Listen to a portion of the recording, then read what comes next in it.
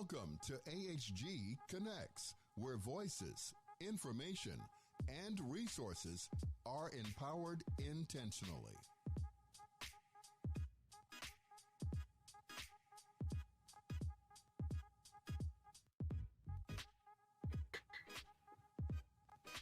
Hello, welcome to America's Heroes Group live stream digital media show. I am Jen Wagman, founder, president, and host of the Generally Speaking Vets with Jen podcast and America's Heroes Group partner. October is National Breast Cancer, Mental Health, Disability, and Domestic Violence Awareness Month. Today is October 30th, and my guest panelist tonight is Dr. Matthew Miller, Executive Director of the VA Office of Suicide Prevention. Our discussion tonight will touch on a variety of topics because, frankly, Dr. Miller's the past trends, coping with the present, and trying to predict the future. What I mean by that is this. When the 2024 suicide report comes out later this year, the numbers the public will be digesting are numbers from 2022, 2 years ago, and at the heart of COVID. Dr. Miller's office coordinates VA programming, strategies, and key initiatives focusing not only on preventing veteran suicide with outreach and health services, but also research to try and understand potential behavioral or trauma exposure commonalities and the science involved in trying to predict at-risk individuals. Welcome, Dr. Miller, and thank you for joining me tonight. I know how busy you are, and I genuinely appreciate you taking the time to talk about the work and the work your office is doing.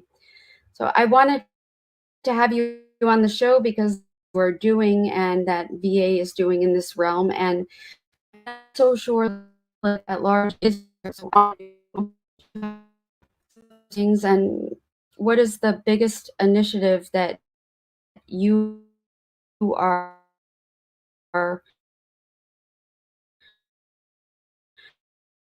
most proud of that is going on right now? Well, thank you. Viewership, those who support the service members and the veterans that we all care so much about, particularly in the area of suicide prevention. So great opportunity to chat. And again, thank you for the opportunity. I'm excited about numerous aspects of what we're doing within VA suicide prevention. I got into this work in the first place, I'll say service above and beyond work, secondary to serving as a captain in the United States Air Force and a clinical psychologist. And in turn, losing one of my best friends who was a Marine Cobra pilot to suicide. That really caused me to see suicide and suicide prevention in the military and for veterans in a very different way, and to be called, I feel, then into this service presently. One veteran dying by suicide, as my own life and experience testifies to, is one too many. So we are 100% committed to lowering, if not eliminating, veteran suicide in significant ways. I think some new opportunities that we've been able to explore and develop in the last couple of years, it kind of parallels with sitting here and talking with you. I think that we've been able to increase our development and implementation of outreach efforts through media. For example, a few years ago, around the time of the annual report data that you talked about, 2021 and 2022, we forged a relationship with the Ad Council. And in so doing, we talked with veterans and focus groups and said, what do we really need to talk about to get the word out regarding veteran suicide prevention? What we heard from an overwhelming amount of the veterans that we talked with, and this resonated with me personally, was the importance of a message that speaks to not waiting for a crisis, reaching out for help, tapping into all the resources that are available to veterans prior to that crisis point. So that became the result of that campaign. What was that campaign? Can you? Yeah, that became our Don't Wait, Reach Out campaign. We last month, you talked about the month of October thematically, the month of September was Suicide Prevention Month. In our Don't Wait, Reach Out campaign, we were able to release some new public service announcements that were really focused on family members of veterans, talking about how much they respected, how much they admired veterans in their life who had reached out for help, who had reached out for resources prior to reaching a crisis point. We're also able to engage the participation of the duo War and Treaty to talk about in their own life and through their song 5 More Minutes, the importance and value of reaching out for help, accepting help during times of need as veterans. So that's been exciting to watch that outreach campaign grow, to watch the amount of veterans who are aware of the campaign and then who are plugging into the resources grow and increase over the last couple of years. How did the check a buddy? You had that campaign go this past month too. How did that go? Can you talk about that? So that's another area, Jen, where we've been. I think we've seen important developments, and that's working with veteran service organizations more closely.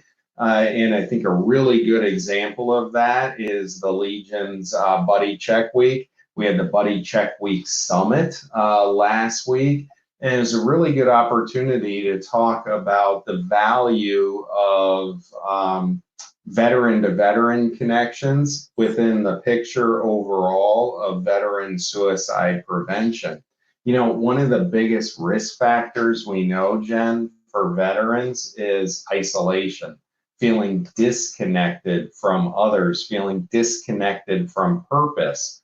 And Buddy Check Week was a really good opportunity to provide a vehicle, a mechanism, a cue for people to reach out to at least 10 other veterans that they know in their life and reestablish connection, reestablish to each other that there's purpose, there's meaning, there is that connection in veterans' lives. So Secretary McDonough yesterday at the press club, when he was addressing everyone, he said that you don't have to wait. You don't have to. You can go to a VA medical center and ask for help. Can you talk about that? Make sure everybody understands that, because I know a lot of people have said to me, a lot of my clients have said, I can't just go. I can't get help. There isn't, and I know there's a wait for mental health professionals. That's a fact. But if you are in crisis, you go. You ask. Yeah. Talk about that. Yeah, the Secretary's been one of our, if not the biggest proponent of our message, don't wait, reach out. And I think what he has effectively messaged and what you're referencing is, no matter where you're at in life, there's an opportunity to apply this principle and this challenge. If, for example, you're at a crisis point, you need help now. You're thinking about suicide. You're finding yourself entertaining what you would consider to be dark thoughts. We have opportunities. We have the Veterans Crisis Line. Pick up the phone, dial 988, press 1, and you're immediately connected into the Veterans Crisis Line 24/7, 365 days a year. If you don't want to say your name, if you don't want to identify yourself, you can start the conversation with Veterans Crisis Line and skip the name, skip the identification. Just let us into what's going on currently and what we can do to help and support.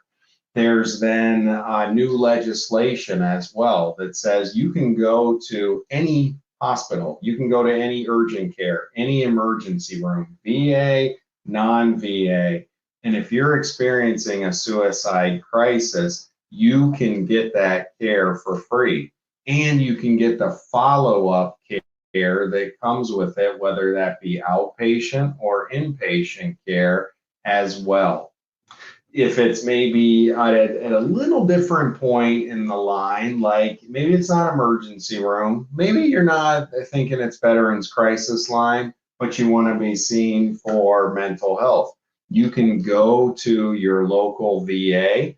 You can ask for what we call same-day mental health access. You can say, I'd like to talk to somebody in mental health today. And then the wheels will be set in motion for individuals from the care team to talk with you, find out a little bit about what your needs are, and then get you set up accordingly from there. And then you go to the other side. Maybe you're not in an emergency. Maybe you're not at the point where you want to seek mental health services or medical services, but you're interested in resources. You can sit on your phone, you can sit on your computer, you can go to va.gov/reach, and you can search through all the resources we have that really focus on specific and relevant life issues, financial issues, relationship issues, job issues, mental health concerns, PTSD, all those sorts of things that veterans typically, commonly may face. You can find resources that are specifically tailored for those issues. So you take the whole continuum, and we have an application for you for don't wait, reach out. That's wonderful. What about family members of veterans? You know, I think one of the when I founded GenVETS, one of the main things that I was focused on, in particular, this last long war, as they call it now, saw so many more deployments, longer, not as long. You wouldn't be gone for a year or two, but these deployments of 3 months to 6 months, times 6 or 7, you know, really took their toll on the kids. Maybe it was one parent, maybe it was both parents interchangeably. And that saw an increase in mental health issues among the kids, among different spouses. How is VA handling that? Yeah, I think, Jen, you're getting to a really important core, I think, truth about suicide prevention. We talk about there being 3 principles that underlie everything we do in VA suicide prevention. The three principles are: number 1, suicide is preventable. It's not inevitable. There are things that we can do to lower the risk for suicide. Number 2, we talk about the fact that we need to start seeing suicide prevention from a broader lens than just the clinical and just the individual. And then third, we say everyone has a role to play within that broader lens view. So what you're speaking to really ties together those 3 foundational truths, and that is there is a role to play for family members. There is a role to play for the community. And we're incorporating, I think, newer and broader ways to embody that. Take, for example, well, let's talk about the different things that a veteran could do exemplify don't wait, reach out. And then let's talk about family applications to that. I talked about the Veterans Crisis Line.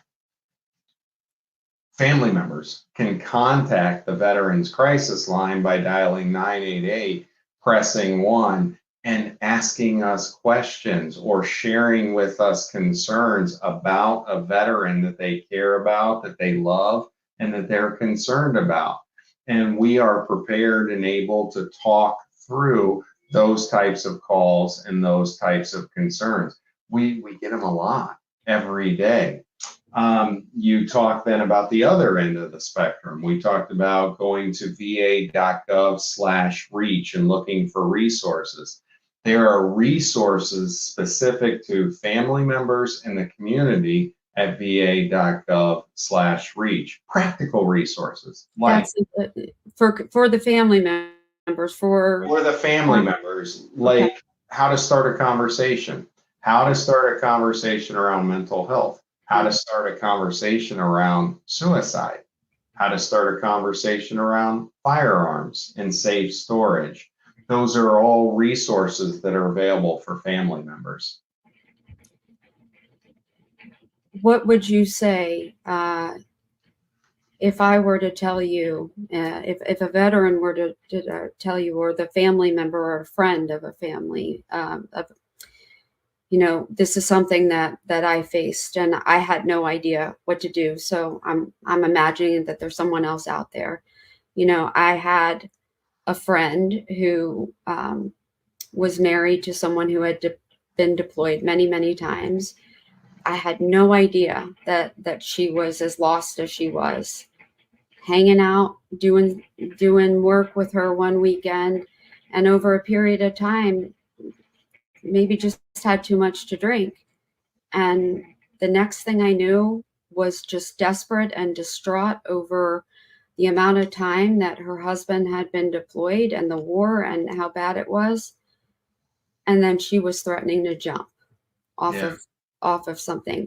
I've never been more afraid of anything, or that it was actually going to happen. What to do next? Was this something that was just a product of having too much to drink? Do I tell her husband? Do I call someone at that moment? Do I let her go to sleep? What do you say at that point? What do you think what I should have done at that moment?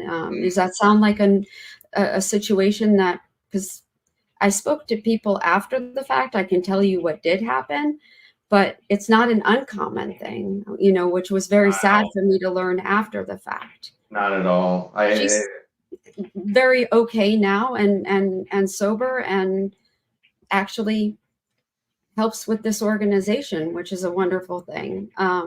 But also the impetus for wanting to do this, for wanting to have you on. But what would you have done? Well, what first, would you have recommended to me, I should say? I think that you've. I didn't do the right thing at the time. Well, she's alive, and I think that you've exemplified those 3 core truths. It is preventable. There are things we can do, and everyone has a role to play, and that role is not necessarily to do it perfectly or just right, because there's not any human being who's going to pull that off. Look, if someone is not anxious, afraid, scared in a situation like the one that you described, I worry more about that person than I do about the person who is anxious and concerned and scared. I would say first step is normalize the fact that it's scary. It's scary to experience that type of situation. But second, amidst that, I would say talk directly. We know from all the research available that when you talk directly about scary things like suicide, you open the door for conversation, you open the door for healing. So If you then, in that situation, open the door by saying, are you thinking about ending your life? Are you thinking about suicide? Are you struggling with thoughts that are really concerning to you? When you say things like that and don't beat around the proverbial bush, you open the door, you make it a safe place and situation for the person to go to that scary place with you. You know, we were talking about some of our media work and outreach work. One area really touches upon this, and believe it or not, it's some work we did with Metallica, the rock group. They have a song that's called Screaming Suicide.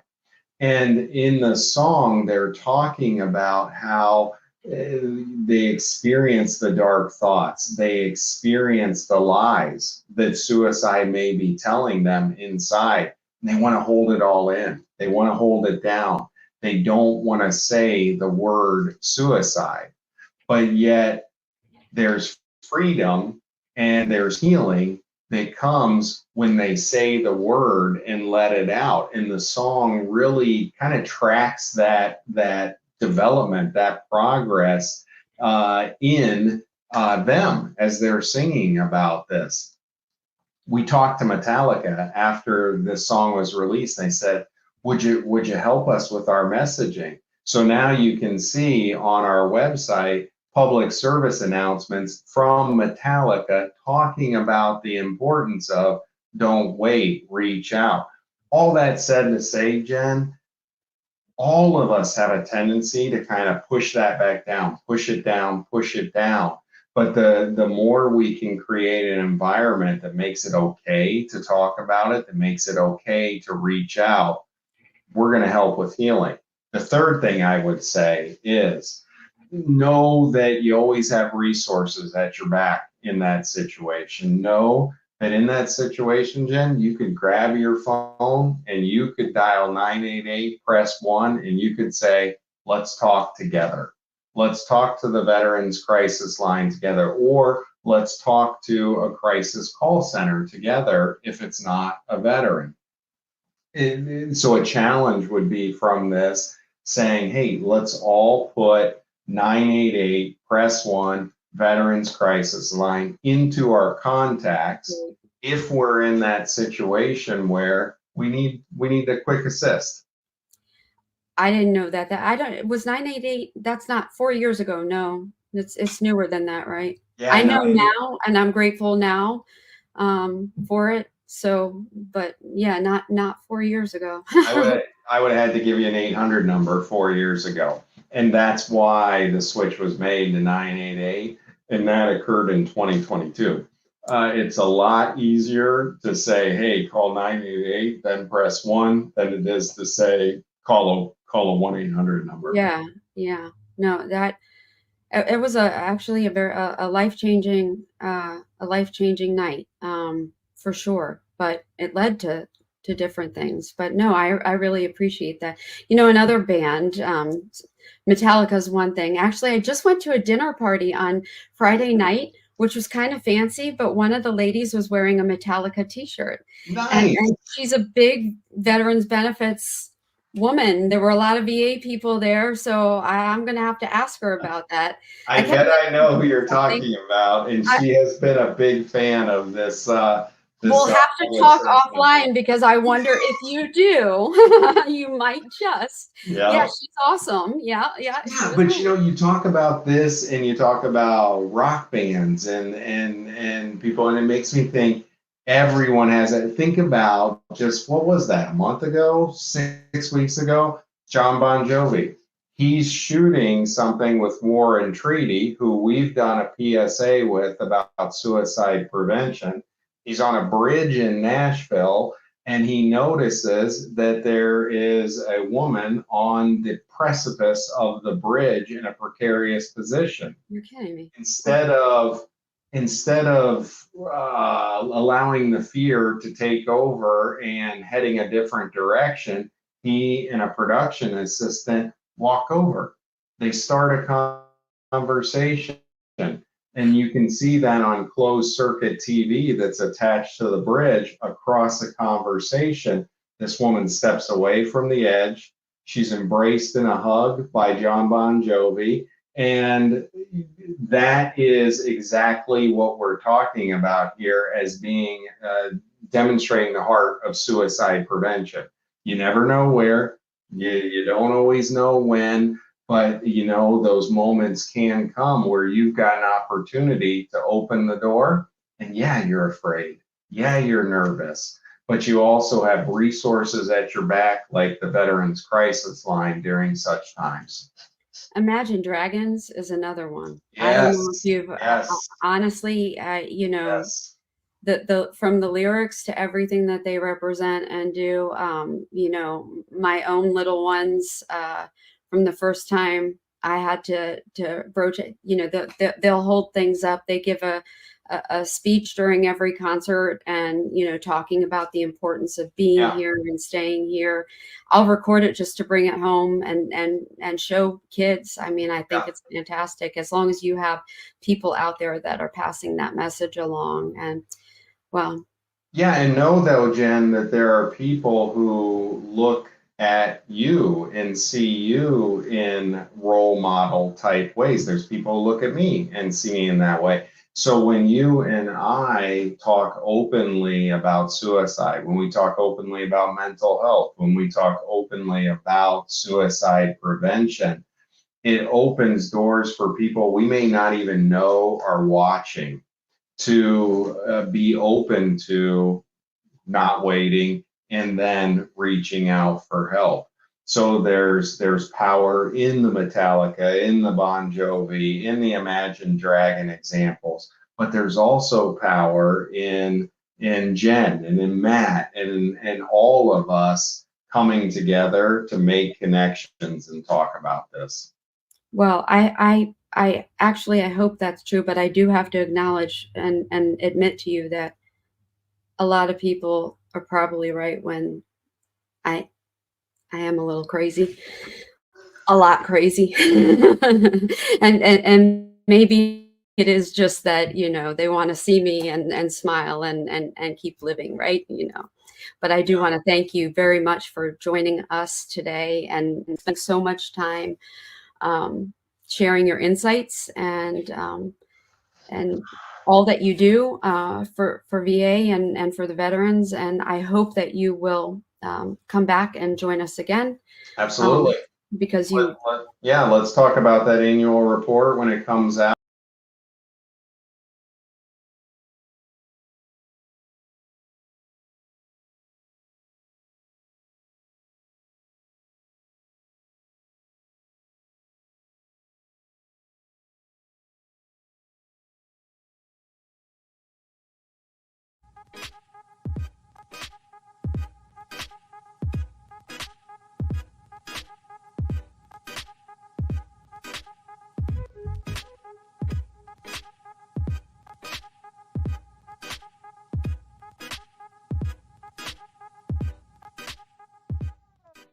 Welcome to AHG Connects, where voices, information, and resources are empowered intentionally.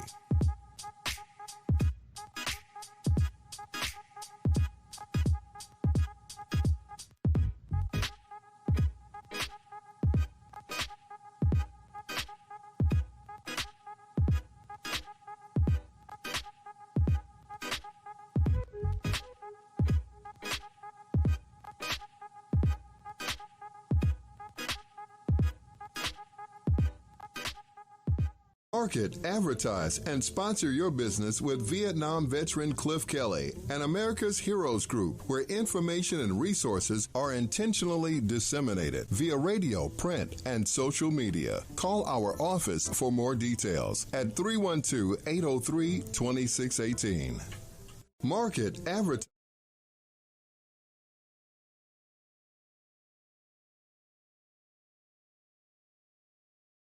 I'm Ken Jennings. All of us here at Jeopardy want to thank you for your service to our nation. We truly honor and appreciate you, and what's more, we're looking for contestants like you to play on our show. So head to Jeopardy.com now and take the Anytime test, and we're looking forward to seeing you soon right here on the Alex Trebek stage.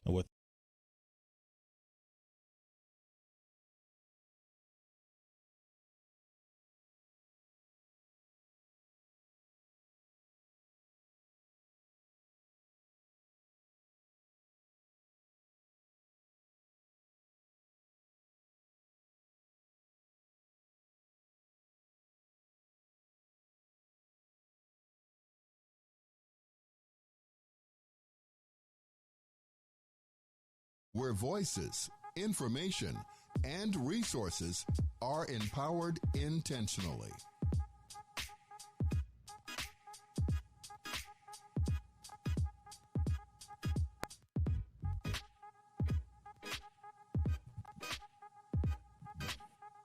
Hello.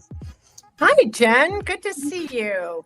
Welcome to America's Heroes Group live stream digital media show. I am Jen Wagman, founder, president, and host of the Generally Speaking Vets with Jen podcast and America's Heroes Group media partner. October is National Breast Cancer, Mental Health Disability, and Domestic Violence Awareness Month. And today is October 30th. My guest panelist tonight is Dr. Julie Elledge. Dr. Julie Elledge is the founder of Mentor Agility, specializing in trauma-informed training and education. She has over 30 years of experience as a licensed therapist and 20 years as a coach. Dr. Julie is a leading figure in trauma-informed coaching. Mentor Agility, under her leadership, offers over 200 hours of credentialed training approved by the International Coaching Federation and the National Board for Health and Wellness Coaching. The company has been recognized for its innovative and impactful programs, including the Veterans Talking to Veterans Initiative and Thrive. Veterans Talking to Veterans trains veterans to be certified coaches who coach their peers and family members using storytelling techniques. This innovative program has earned Wyoming Veterans Commission the Abraham Lincoln Pillar of Excellence Innovative State Program and Suicide Protection Award from the U.S. Department of Veterans Affairs. And tonight, Dr. Elledge is going to touch upon a little bit of everything with us. I am so happy to be here with you tonight, and it's good to see you again after our first meeting in August. How are you? I'm good. Thank you so much, Jen, for inviting me to be on your show. I'm honored. Thank you for being here. Yeah, wonderful. So tell us a little bit about what's been going on with you. You've been traveling the road. I think this is your first time probably home in a while. What's been going on? Yes. Well, we've been traveling to different events for veterans all summer long. You know, summer is a perfect time for veterans to gather. So we've had the opportunity to go and present to many, many groups in Wyoming. We're also in Idaho, and we're expanding into other states as well. So we've been doing that groundwork, also visiting our coaches in different locations.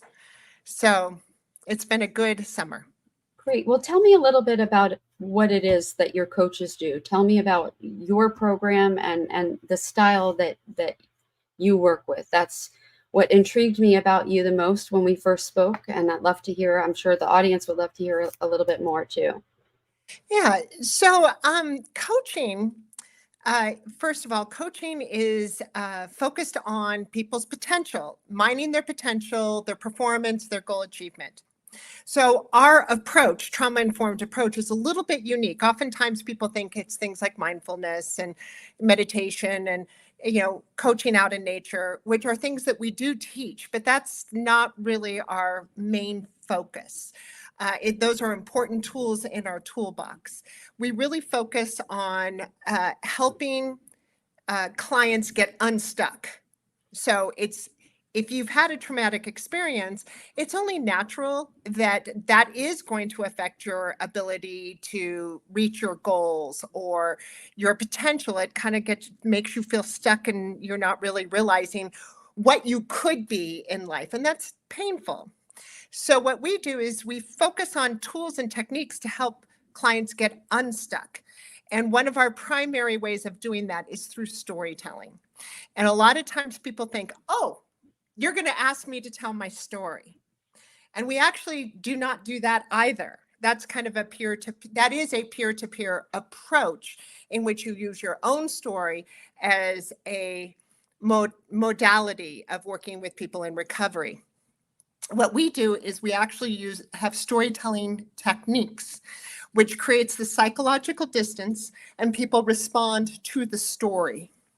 And in talking about the story, you can see the processing going on. They're now the things that are keeping them stuck, which, for example, you might have thoughts or feelings of shame or guilt, for example, that we don't want to let out. We want to hide those things. And so then we feel stuck because we don't know how to make meaning of those things. And that's a key component. Most people have post-traumatic growth. Some people, 20%, need to go on and have therapy. And that's a very different approach in the mental health map. Coaching is about helping people mine their potential. So by helping people process emotionally or thinking how that traumatic experience fits in with them, how that changes them, and how they adjust to that experience and really think about themselves differently, it opens up new pathways of growth. And that's why we have something called post-traumatic growth. So our storytelling techniques create that psychological distance so that they're able to process and put into place that traumatic experience and move forward in their lives. So they'll tell you something that happened and then you're helping them by putting it into a story. Is this kind of like an exposure technique? How does that? It's a great question. That's not what we do. Okay. But it is what people assume it is. We actually have different ways of telling them stories where we actually tell a story, but they are very specifically crafted so that they're talking about the story and you can see them processing by talking about the story. Whose story is it though? They're ancient. It depends on the technique that the coach is using. It may be a game. It may be ancient stories, things like that. There are third-party stories that they are telling. Okay. It sounds strange. Mm-hmm. It sounds like you're going to tell me a story and that's going to help me move forward. Does it involve their trauma at all? Does it involve, have you shared that at all? I'm curious, how are they sharing theirs? Well, so the mind will take care of itself if it's given the opportunity to. Okay. So what needs to come out will come out. Okay. They may share part of themselves, but they may not need to tell their story in order to process it and put it into place. But we do reveal parts of ourselves. But because it is the active choice, it's a conscious choice what somebody is saying or sharing or doing, whether it's in a group or individually. It's an active choice, so their mind can take care of themselves. So we don't have any triggering that goes on. If I say, oh my gosh, what happened to you? That can put somebody back into that moment where they're actually re-experiencing it. And what our methods do is it allows them to decide what they want to share. So I was listening to Dr. Matthew Miller before I came on, and I was listening to him talk about the importance of talking really directly with someone. And I wanted to share with you too that Dr. Pennybaker talks about the importance of, like, if you hide a secret, that secret then can result. He has the research to show that hiding a secret means that people have a higher likelihood of having physical and emotional problems. And so the storytelling creates a psychological safety that nobody's going to be intrusive with them, and that they can decide what they feel comfortable sharing as it comes up. And there's just nothing threatening about a fictional story. And so in talking about that story, they're able to find the meaning that they need. Okay. And how many sessions does one go through is it with you? And how does this work? Is this across the country? Do they reach out to you? So we train veterans and family members to work with veterans and family members. Okay. So the strategy between training veterans and family members is really specific. A lot of times, even as a mental health professional, I am a therapist, have been a trauma-informed therapist for over 30 years. And if even the most well-intentioned therapist is not necessarily, first of all, trauma-informed, that's something that the client needs to make sure, are you trauma-informed? But second of all, the understanding of I've been there. You and I may not have the same experience, but you've been there. You know what my experience is.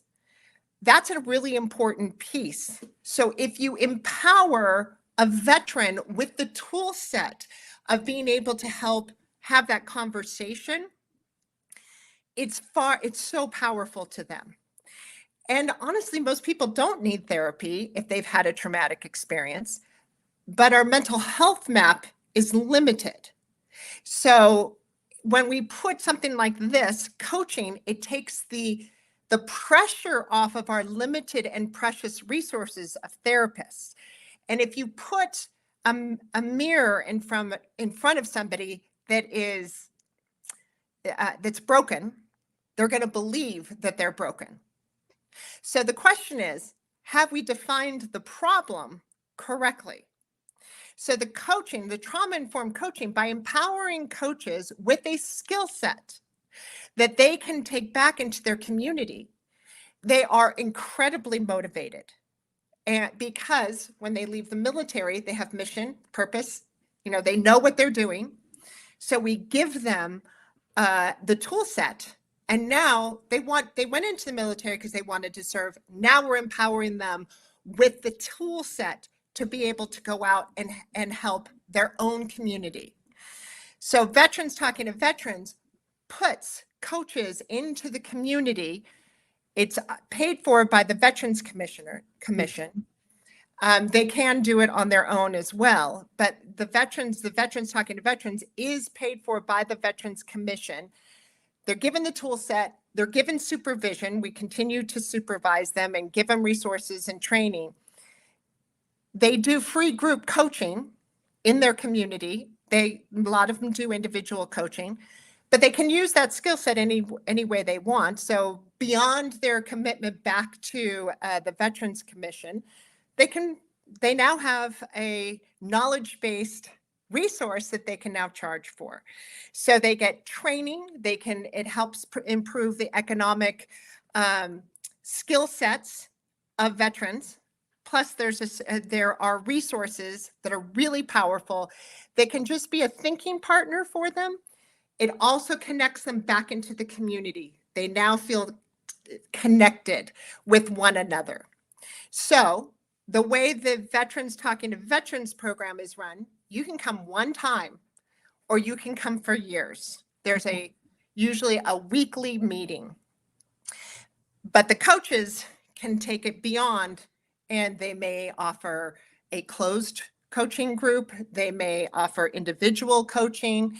So there's a variety of ways that it can be implemented.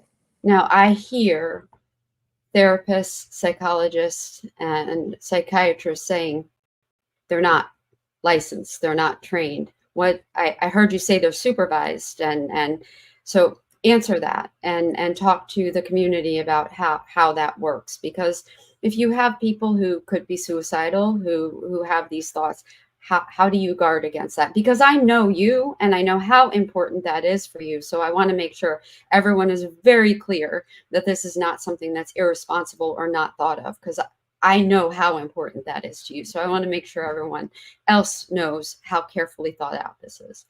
Well, thank you. I appreciate that. Our program is dual credentialed by both the National Board for Health and Wellness Coaching and the International Coaching Federation. And they have core competencies, just like a therapist has core competencies. At the completion of their program with us, I can't speak to that to all coaching, but I can speak to it of our program. They are certified. They have the choice to go on and be credentialed by the National Board for Health and Wellness Coaches and the International Coaching Federation. Once they are credentialed, they are held to that ethical standards that are very similar to those in the therapeutic community. They are different, though. And so if somebody has an ethical violation and they operate outside of scope of practice, they can be stripped of their credential. And we could strip somebody of their certification as well if they are not acting ethically. Now, how they keep in scope of practice is that they make referrals. We teach them how to make the referrals, and to actually, it's more than just a referral. It's to empower that individual in how they engage with, say, the VA or a therapist, or any kind of resource. Maybe it's financial well-being. So, for example, as a therapist, I don't have any training about people's financial well-being, which is a source of suicide. One of the things we train our coaches is understanding and tools and techniques to help people through financial coaching and financial well-being coaching. So a coach in our method can get to the sources of why people become suicidal. They can go into the community and work in the community, because we have slightly different scopes of practice. So we are able to work with our clients, set goals. Okay, now you're going to call the VA. You might get a no, or you may have to be delayed. How are you going to manage your emotions and your frustration? One of the pieces that's often missed between say somebody who's contacting the VA and the VA, this person who's contacting may be sick. They may be, and if you're sick and you're not at your best, it's very easy to dysregulate and get angry. And that's what we talked about. That's what we shared when we met, is that sometimes there's that lack of understanding, that miscommunication, that misinterpretation, and having someone to operate in the middle and to be that person who's navigating, translating, and doing those things is what's needed, because not only is VA not designed to be a customer service only agency. They have work to do, and not everybody is trained in every single department for every single service that they provide. That's what we do. That's where you and I come in terms of providing those sorts of services. You and I talk, and then we work with our clients to do that. And ideally, we're the ones who understand what VA does, and we understand what those services and programs and things that are already in existence that can be provided, and it doesn't take away from, because it's not always that easy. And when people aren't at their best, when they don't feel well, when they can't understand, they don't hear the information the way that they need to. But it's for us to listen to, and us to explain and be empathetic and provide that kind of what they need, because they do deserve that. And it is not that that VA doesn't want to provide it. It's not, but that's the way it's perceived. And that's the problem right now. Well, and this is a human problem. And as you have said, this is a solvable problem because it's a human Absolutely. problem. And so what coaching does is stimulate the creativity and the problem solving of the individual.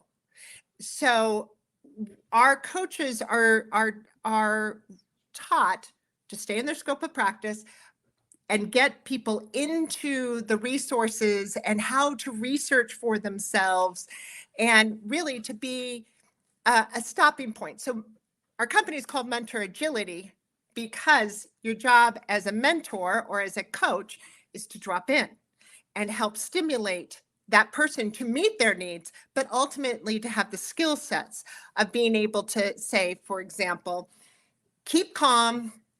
Keeping calm makes you smarter.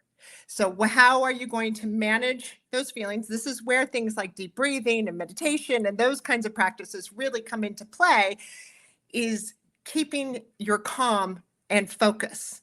Hey guys, when I met her, by the way, this was all advice that was being given to me about keeping calm, breathing exercises.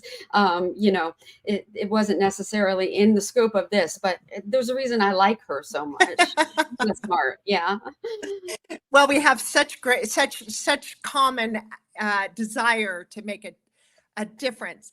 And, we use a lot of storytelling kinds of language. And I think that in this case, a trickster is a really good one, because a trickster, it's like Peter Pan's the trickster, for example. A trickster, a coyote, for example, in Native American lore. A trickster is not good or bad. They're marked by the fact that they don't really grow. They're always the same, but they're spotlighting a system that is not changing. And right now, you know, it's very, when systems become big and powerful and they have a lot on their plate, it's hard to make the adjustments to serve the people. The VA exists to serve the people. And as the people, our needs change, the system has to change to serve the people, not change the people to serve the system. And so we're seeing a spotlight right now on the VA. The VA is making tremendous changes to try to accommodate to the needs of the people. So we need to remain aware of these systems, like the VA exist to serve people. That's right. Not the other way around. And we need to make that's part of what I want to be doing with this show and with GenVETS as an organization is I want my clients, I want people to understand that VA is actually making this effort. And yesterday, Secretary McDonough came out and announced it is a new VA. He wants people to understand that. Deputy Secretary also wants that to be Tanya Bradshaw, an amazing leader, an amazing woman who I would love to see be the next Secretary of VA, because she's just brilliant. And it would be lovely to see a woman secretary, not because actually just because she's a woman, because she deserves it and she's smart, and she has the experience to do it. And we'd be lucky to have her. You know, there's another trickster in this going on in the world right now, and it is a cognitive distortion that has taken root in our society. That is, we need the pendulum to swing, and that's the culture of making people their bad acts, not allowing them to make amends and change and adjust and adapt. Absolutely. Yep. And so if we make people their bad acts, nothing can change. Right. So Great that's point. Alice, Ellis, and Beck tell us that's a cognitive distortion. Be willing to accept that the effort is being made. They're trying to come to the veterans, not make them come to. And I said it yet 10 years ago, I would have been the first one saying, VA does suck. It does. But I'm watching the change, and I'm actually trying to give it a chance with them. And I'll be the first one to call them out. I really will. I'll be the first one. And there are things that need to change. But in this area, I believe what I see. And I want people to, especially when it comes to mental health, this is so important. You know, this reminds me a little bit of couples counseling. Yes. Because when one you and me? No, right. Yeah. No, it's the veterans and the VA. It's kind of like couples counseling. When somebody's making an effort, it's sometimes hard to see that because we're already locked in. You're going to disappoint me. We need to empower veterans and their families. We can't forget their families because their families serve too. So we need to empower the families and the veterans to see the changes that are being made and to also find the new path to get their needs met. The path is changing. Well, as I keep saying to everyone, I have a big mouth.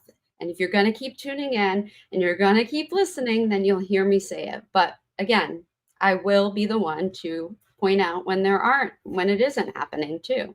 So write in, you can chat in every week and tell me when you don't see something so that I can bring that back too, and send me emails. Go to the website for GenVETS.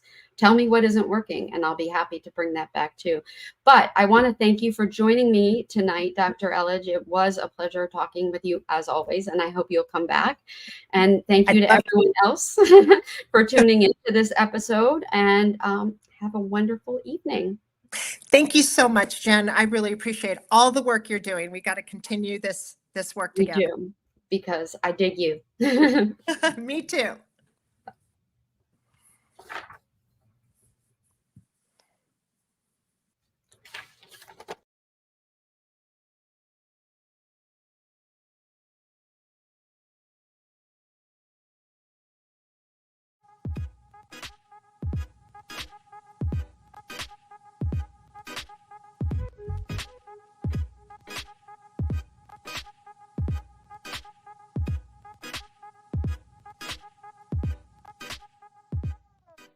Welcome to AHG Connects, where voices, information, and resources are empowered intentionally.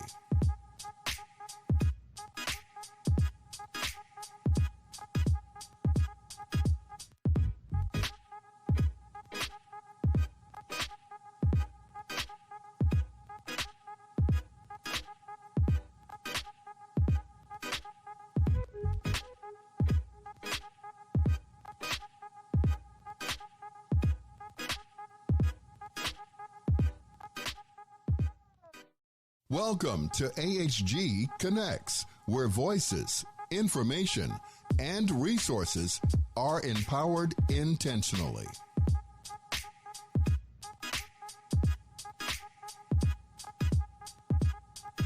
Market, advertise, and sponsor your business with Vietnam veteran Cliff Kelly and America's Heroes Group, where information and resources are intentionally disseminated via radio, print, and social media. Call our office for more details at 312-803-2618. I'm Ken Jennings. All of us here at Jeopardy want to thank you for your service to our nation. We truly honor and appreciate you, and what's more, we're looking for contestants like you to play on our show. So head to Jeopardy.com now and take the Anytime test, and we're looking forward to seeing you soon right here on the Alex Trebek stage.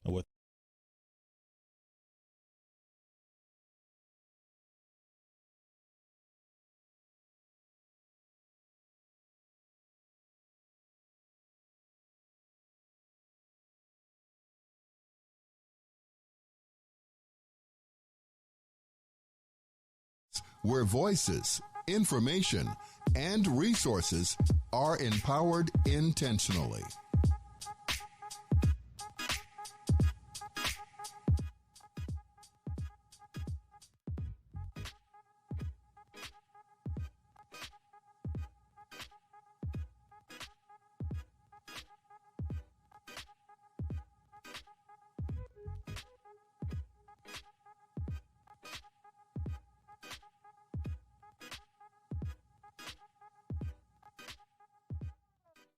Welcome to AHG Connects, where voices, information, and resources are empowered intentionally.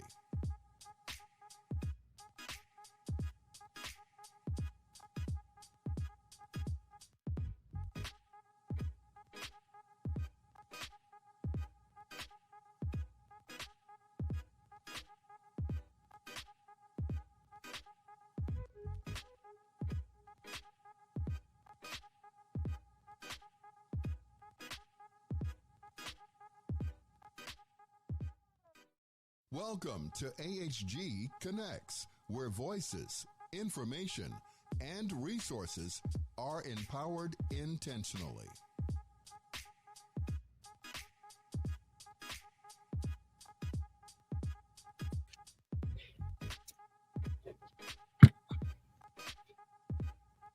Hello, how are you?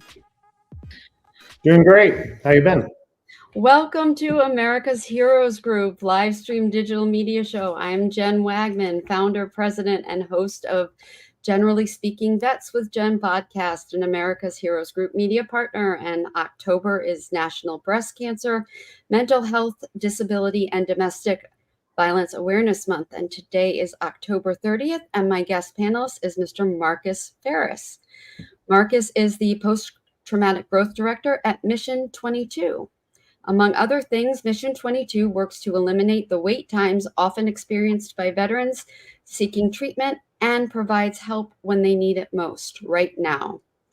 Its programs for veterans provide long-term help and healing for those dealing with post-traumatic stress, traumatic brain injury, and military sexual trauma. And tonight, Marcus is going to touch on all of those with us. Welcome, Marcus. Thank you for joining me today. It's so good to see you. Finally, I'm very much looking forward to talking to you and the work you do at Mission 22. I am a huge fan, as I told you when we spoke over email. At Mission 22, you say not one size fits all. So tell me a little bit about that. Sure. Yeah, and thank you so much for making the time tonight. Yeah, we're a company that was founded a little over it's coming up on 10 years now.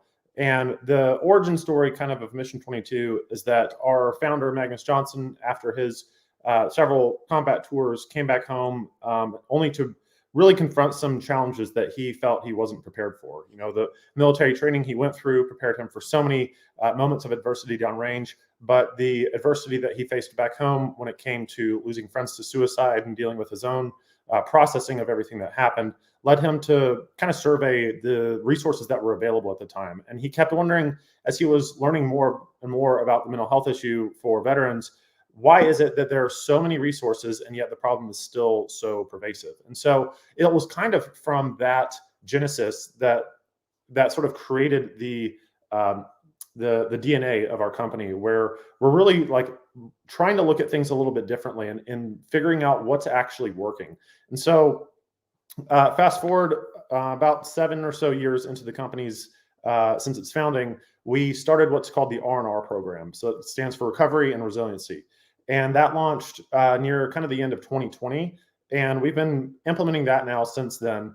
And it's essentially a program where every 3 months or so, a participant will get sort of almost like a resupply box. But the box itself will come with an array of hand-selected books, an array of very specifically selected supplementation, a gym membership, a partnering with a post-traumatic growth facilitator, which is basically a coach who's specialized in working in post-traumatic growth, as well as many other devices that help somebody kind of tap into their own biometrics and to sort of see how there's this cause and effect relationship between the things that they put in their body, the way that they interact with their spouse or whoever in their lives, the way that they work out, how much sleep they get. It kind of opens up that window of realizing that, you know, the individual has more power over how their body's responding, reacting, and healing on a day-to-day basis. And so a lot of our program has been about what does it look like to put the agency back into the individual's hands. And one of the things that we've seen through a ton of surveys of people coming into the program is that one of the biggest things that they're missing out of the military and out of the VA was there's a fine line between, you know, we're going to have you take a very specific step A, step B, step C, and sort of a stepwise program versus like allowing them to have some autonomy to sort of go where their sort of instincts lead them to.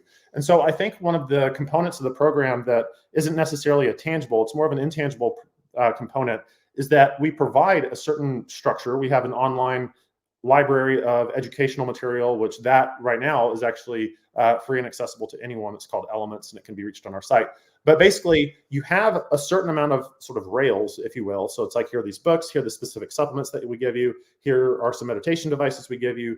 But then within that, there's a certain level of autonomy that the individual can exercise. So, for example, if there's not, you know, say some material that's really resonating or really matters to them at the moment, then it's totally under their discretion to move on to something that is. And so part of what some people can feel frustrated with in dealing with any kind of conventional mental health care, you know, certainly it's not the case with everyone, but they might be made to feel more like I am being prescribed this thing that maybe is just being sort of handed down for me from above. Where our model, it's more, here are a bunch of tools in your kit. Let's co-create a plan that works for you and see where we can go and what we can do with that. And we found that that's been really unlocking just magnitudes of post-traumatic growth for the individuals who find our way into our programs. That's amazing. And so the box that you're talking about, okay, first of all, I stereotypes aside, I'm a girl. I love anything that you talk about with a box that comes once a month. Is that what it is? And is it a subscription? How is that work? Do veterans have to pay for it? Is it part of the funding you receive? How does that work? Yeah, so it's not so much a subscription box. It's more like if you're a veteran or spouse of a veteran who qualifies for the program, then it's basically one box every 3 months, and that's at no cost to the individual That's veteran. still pretty So good.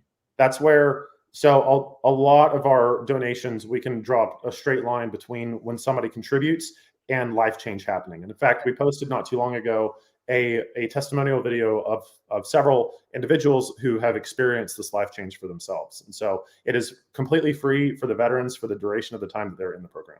That's wonderful. And how do they join the program? Just by visiting your website? How does this work? Yeah, so there are a couple of application pages. If you go to mission22.com and click on the programs tab, in real time, we're working on generating more funding before we start our next cohort for R&R, but we do have a coaching standalone program that is open and available. And so individuals can go on there and fill out basically the way the application works. Again, this is a service of coaching that in the private sector can be somewhere around $2 to $3 grand, that for a veteran with, DD 214 and all that good stuff, can access pretty quickly. And when we say help when you need it most, part of our program, if you're applying for the coaching program and you're willing to write, it's only like a 500-word essay. It doesn't have to be, anything amazing in terms of writing style. It's just like share a little bit about your story, give us sort of a qualitative feel of where you're coming from, read an article, watch a video, and then you go straight to a scheduling link where you get to experience coaching for yourself. And even that is no strings attached. So for someone who, in the coaching space, Jen, I know you'll appreciate this, the power that a coaching relationship can have is hard to understate, but it's hard to explain as well if you've never experienced it for yourself. So currently, I'm sorry, I didn't mean to interrupt, but is that for someone to become a coach, or is that someone to receive a coach? Yeah, so it's more for on the client side of things. Okay. So we have some videos, we have some, explanation of what coaching is, but a lot of folks don't really understand, like, is this going to be kind of another version of therapy where they're going to really get into some really uncomfortable stuff? And we're trying to help you understand, we'll have one coaching call on the house, and then you get to decide, is this something that you like? Is this something that you want to move forward with? Yes, cool, okay. And then you sort of have a roughly 90-day relationship that's then established. How are your coaches? How do you get your coaches? Are they volunteers? Are they? Yeah, so our coaches are, in some sense, they're volunteers. They are paid, and a lot of them have come from the Primal Health Institute. Basically, that was the one that I went through, and I've got a network there, but it's not necessarily exclusive to them. So most of our coaches are national board certified as well. So there is a little bit of credentialing that goes in there. And one thing that we really want to impress upon our coaches is that there's in the clinical space, we talk about cultural competency. Essentially, you could say that a post-traumatic growth facilitator is a health coach that has a high degree of cultural competency when it comes to working with veterans. And in our testimonial video, you'll actually hear about one guy who had this preconceived notion of if my therapist or if my whatever helper person isn't a veteran and hasn't gone down range or whatever, then they can't really understand me. But no, actually, I came to realize, even though that's not really, they didn't go down range, they're still part of my tribe. And so we do a lot to help our coaches, who all of them do a great job of this, to really meet the person where they are and not take anything for granted. And also understanding too that when Mission 22 has a certain level of public trust, and when people come to us for help, they understand there's something different about that. And one of the things that makes it different, one of the that DNA I was talking about earlier, is manifest in the coaching relationship that veterans and spouses of veterans can experience for themselves. I asked you specifically about it because I just spoke with Dr. Julie Elledge, Veterans Talking to Veterans and Mentor Agility. I don't know if you're familiar with it, but she talked about the coaching relationship. And I think it's something that's really interesting and new for me, learning about it. And I think especially in this conversation and this day and age where therapy is as she called it, a very precious resource, because there's such a limited supply of therapists. And it does take a very long time to get an appointment whether you're a veteran or a civilian and in crisis. So having this sort of option is amazing. And not only that, but I love the idea that to be trauma informed, that it can be, and you and I talked about this a little bit before too, that you use it as a source of resiliency. Not everybody, it's something that is therapy is required. And not to use the cliche of sitting on a couch, I have tried that before, laying there, and sometimes at the beginning maybe it works, but no, you use it as something to build upon, and for some people it is something you work through, you work on, and I love this concept that we talked about.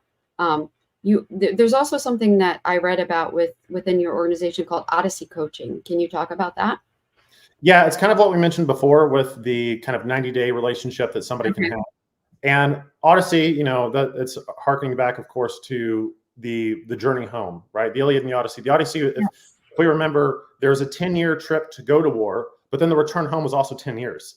So looking at sort of the archetypal pattern there, well, what does that mean? Well, it means that a single week of debriefing between your military service and going to your civilian career is probably not, going to cut it for a lot of folks.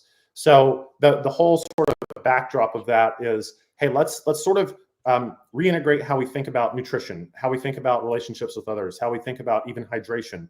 Right now, we've got and this is going to be available on if you sign up for Elements, that's a free program for anybody who's interested, that it gives you access to what we call the Mission 22 Institute, where we're housing a lot of this educational material. But so the idea of, when we're talking about the hero's journey, of kind of the journey back home, part of that is having a mentor or having some type of, as we like to say, guide by your side. And so that's where the coach, him or herself, comes into play. And all of the coaches that we have also coached within the context of the R&R program, where we have all of those other tools available. So the Odyssey program, or the Odyssey coaching program, is like, from the financial perspective, about maybe 20% the cost. But if there's a lot of, we're trying to do, like, figure out what's the minimum effective dose of what we can provide in service to the most number of people for the least amount of cost. And so while ideally we have both of those programs running at once, for the time being, our Odyssey coaching program, along with our educational material, is kind of front and center. Well, I encourage everybody to be donating to you, because, to be honest with you, this isn't something, I listen to this, and you talk about the 10-year journey to war and 10 years back.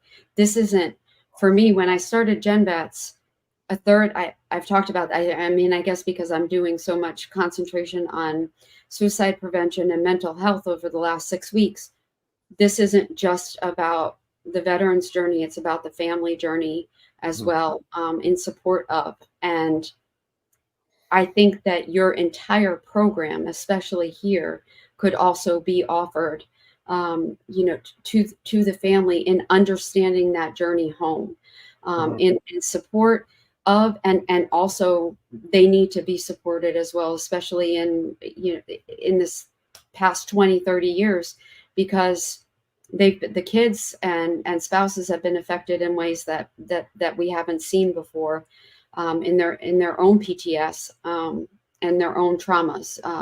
And I think that that's being seen in young adulthood and adulthood now in ways that haven't even been measured and understood yet. So the different ways that they should be treated and understood, even when I'm having conversations with different organizations and people within VA colleagues, I think that we still need to be developing those kinds of programs. I hate to continue to say we need to develop more programs, because I do think that you have a program that works. Let's just talk about applying it to already, to a different group of people and making it bigger, because what you have is amazing. But has it been, can we just make chapter, Appendix B, Appendix C? Because really, I think that these maybe are just groups of people that I feel like are sometimes not included in the conversation. And honestly, there's a reason we have a crisis right now with the suicide rates. but we also have to consider others as well that have also served, and those are the spouses and the children. Do you think? What are your thoughts on that? Or are you just okay, Jen? No, it's definitely the case that they're like, if you're in a family context and you're trying to grow out of your trauma and like realize that trauma can be a gift to you if you use it correctly and sort of have somebody to help you through it and all of that. Like for example, if somebody has been, if they have like full-blown post-traumatic stress, then they're probably going to start to, if they allow it, start to learn how much more connected their minds and bodies are.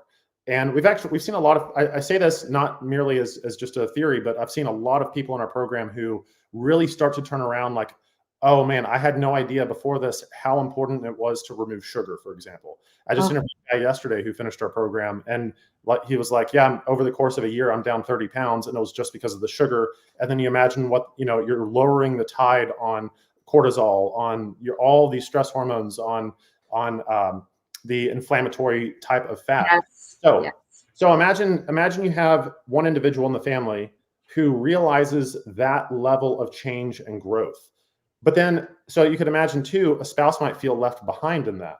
And so, it's often the case, maybe not in every case, but it's often the case that a wife will feel like her role is more or less like, I'm the one who tends and mends. And it's a wonderful role to have. But then like what happens when her husband, who is growing from this thing, no longer needs that type of care or that type of help. And she might come to realize like, well, wait, what about me? Like, where do I fit into like the new version? Like, it's great for you that you've grown. I kind of am not sure how to navigate this relationship anymore. And it doesn't make her a bad person. It doesn't mean that there's like a lack of character. It just means that she also needs to have that invitation of what it means to kind of sort of spiral. Yeah, that's a circumstance I wasn't even thinking. That's an amazing one. I was just thinking of the dynamics that have been, created over the years, but that's an amazing thought. The sugar people, they kill me because they're right, but it's a tough way to live. Yeah. And you're probably one of them, Marcus. I can see this in your face. You love no sugar, don't you? Well, I'm drinking a Zevia right now, which is sweetened with stevia. That's the most I'll. Stevia is the best out of all of them. Truvia is my thing, but yeah. Well, one thing I'm encouraged by is I think that just these types of conversations and raising the overall awareness. So here's another thing too that is kind of at the heart of what we're up to with our programs, and that is that again, going back to kind of the hero's journey type story, the end of the journey is when the hero sort of comes home and has the thing to share to everyone else. So it's like they've gone into the underworld, they understand the pattern of breakdown, renewal, regrowth, and gifting. And so if they understand that pattern, now the next part is now you become the mentor for the other people. And so how cool would it be if it's our veterans specifically who literally went to the abyss and then came back and then spread that for all the civilian population, right? I have seen that. I have seen some of this where, that type of evolve and change comes, and it is amazing. Mm-hmm. Yeah. And also I feel like it completes the circle for a culture too. So what I mean by that is in the 21st century style of warfare, it's very easy to sort of like, oh, the war's out there. And then the rest of us are just sort of like, we don't have this like the entire nation is at war type of a feeling. And when those individuals who go down range and they're the ones who make the sacrifice without the civilian population sort of in their own way making the sacrifice too, then it kind of leaves, it can leave a soldier feeling like, well, what was this for? Like I come back and I look around and people are just sort of like blasé about the freedoms that they have and this and that. And regardless, like sidestepping the issue of like, should we have gone to war, the politics of it all, forget that for a second. It's like the service member went down range and did something, gave up something of themselves for the sake of freedom in itself, a higher good, like an even higher good than the country as such. It's like that drive within them was even beyond the country. And so one of the things that I've written about in one of our modules is the story of Braveheart. Right. And so I love Braveheart because, well, for a lot of reasons. Yes. But if you remember, everyone knows the famous line, right? He shouts freedom before he's killed. And you might think like, well, he just died stupidly. Like what do you mean for freedom? Like he's dead. What do you mean free? But then it's a higher good. Like preserving your life is a good, but it is not as high a good as sacrificing for the spirit of freedom, right? For sacrificing for the higher thing that orients everybody together. And it was because he gave up his life that the rest of the country was galvanized behind that similar spirit and united everyone. So my encouragement to fellow service members who feel like all of that stuff with Afghanistan or whatever, insert name of war here, right? That it's like, what was it even for? It's like I can totally understand why it would be that someone would feel just like that sacrifice was for nothing if the outcome that we see isn't what they thought. But then, well, if we step back for a moment, well, man, maybe it was for something way bigger that we can't quite see yet. I really like what you said in the context of, I have spoken about this on a couple of other episodes, but I'll say it again because it's this important. I participated in a forum called Military Thriving Change Forum last week at Georgetown University, and it was by the Zero Mills Foundation. Kevin Schmiegel and his wife Laura put this together. It is a conglomerate of businesses, the Department of Veterans Affairs, Department of Defense, nonprofits, everybody coming together to come up with a solution to the declining interest in voluntary service, in patriotism in general, in the thought process that it is me, and it's all about my freedom versus, as you're saying, the greater good, the greater concept of what it is to be fighting for something, and that freedom. It's not just stupid to die, but he did for something, and that's so that everybody else could and understand that. And so, what you are doing here, and if you could follow me here, finding something greater out of the post-traumatic stress, all of the what comes, the bad things, because that's what we focused on in these smaller groups. The negatives that come from war and what it is to serve, and the things that people may why parents may not want their children to become interested in serving, because we're looking at, do we go into middle schools, elementary schools to start getting kids interested in joining the service? Well, why parents wouldn't want that? For these very reasons. We see all the things that are happening now, increase in veteran suicide and military suicide, active duty. Mm-hmm. Well, it's not all bad. And you're giving a good reason why, you can grow from some of these things as well. And it's not necessarily something that has to end in your defeat and your demise. If it is something that you can turn into something bigger, and that you can take what the trauma that you have endured and make it something that you grow from. And I really, if I'm understanding, if what I've said is not putting words into your mouth, you correct me if I'm wrong.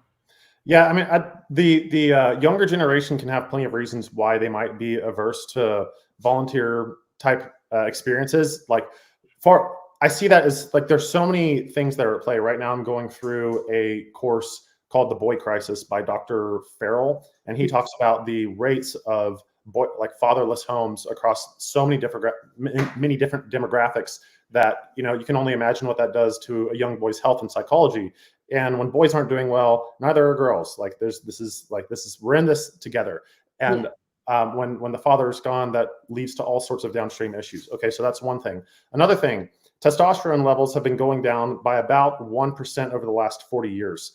And this is work done by Dr. Shauna Swan. You can read in this book called Countdown. And so testosterone is that hormone that makes hard things feel good. And so you can imagine, with all of the milieu of toxicity in our environments that have been contributing to the decrease in testosterone, even the stereotypical lumberjack dad calling his son, it's like, let's go and chop wood, son, so that our neighbors can, and the son's just low T because of the food and all the other stuff, and maybe the hormones just aren't there, right? You know, like we know, for example, that a fetus in the womb, the only difference, well, I shouldn't say only, but a primary difference of it developing into a female or a male is the presence of testosterone. And so if across the board testosterone has been going down, maybe just if we were to take a look at it from that lens. And so on and on. So that's just two examples. So why aren't people volunteering? You know, lack of a cultural, like an actual shared cultural narrative of like, these are our culture's values. So there's a lack of that, a lack of fathers in many cases, a lack of hormonal health. So it's kind of this milieu. And so that's why having, again, going back to like the veteran who's been through it, having that person as like the new scoutmaster, as it were, or maybe literally in some cases, is for me, for my part, like in many ways, when the veterans come back home, the rest of culture does too. That's great, and that's part of what we're looking for in creating the change and coming up with solutions and forward-thinking ideas. Maybe you should be a part of the next one. I'm sure Kevin would enjoy your insight and input. I'd be all about it. Well, I do really appreciate your joining. I would want to ask one more, if you can answer it really quickly. The video that you and American Valor Foundation partnered to create, United We Heal. How did that come to be? Oh yeah, that was the documentary that's available. I believe it's on Amazon right now. Okay. That was a multi-year effort that, from my understanding, Magnus Johnson spearheaded a lot of that. It chronicles several stories of. It kind of starts with a story from a World War II veteran, and then kind of leads into what Mission 22 has been doing circa 2017, 2018, where basically you have a bunch of these different groups who are figuring out like, oh, this is what it means to kind of reinvent myself now.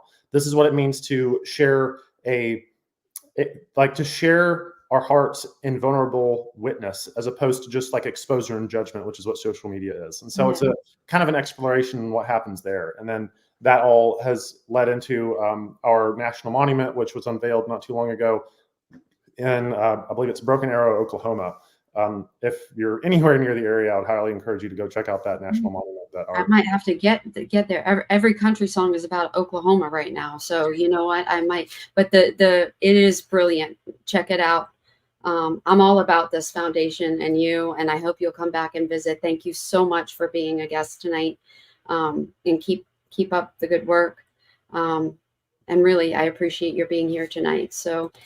Good night, everybody. Have a wonderful evening, and thank you again, Marcus Ferris, Mission 22. Thanks, Jen. It's a pleasure.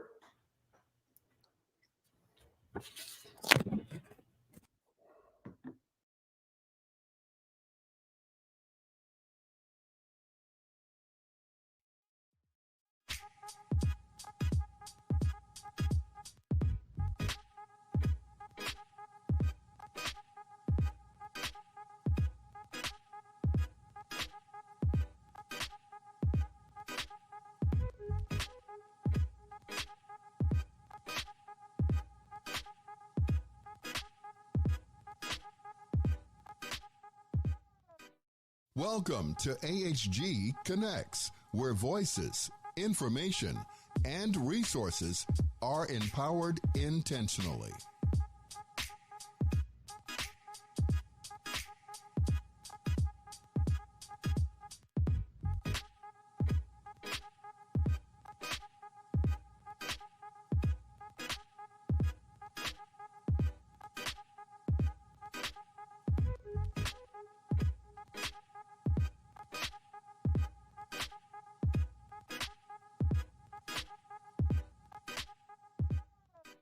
Welcome to AHG Connects, where voices, information, and resources are empowered intentionally.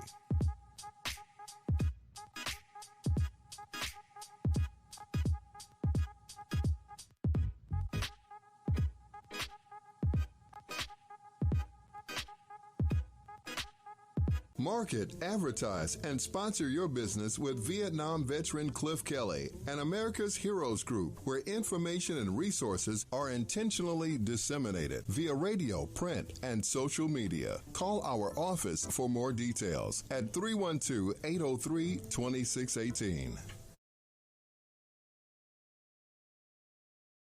Ken Jennings. All of us here at Jeopardy want to thank you for your service to our nation.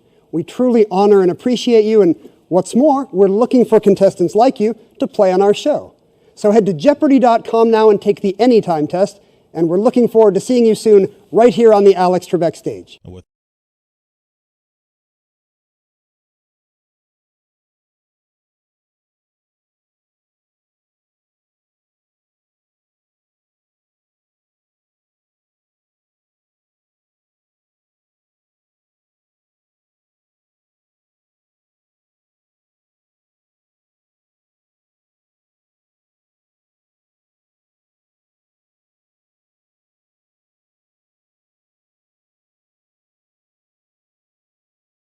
Connects, where voices, information, and resources are empowered intentionally.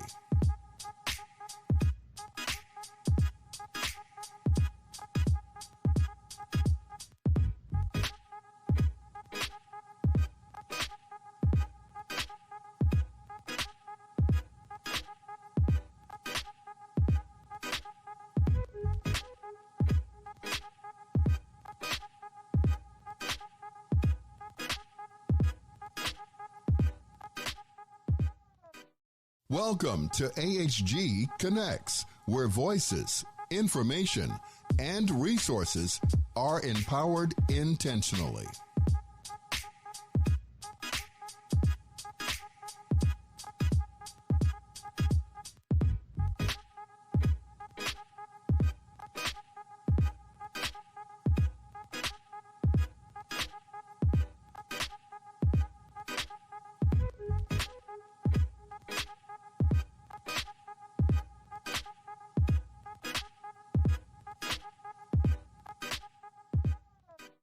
Welcome to AHG Connects, where voices, information, and resources are empowered intentionally.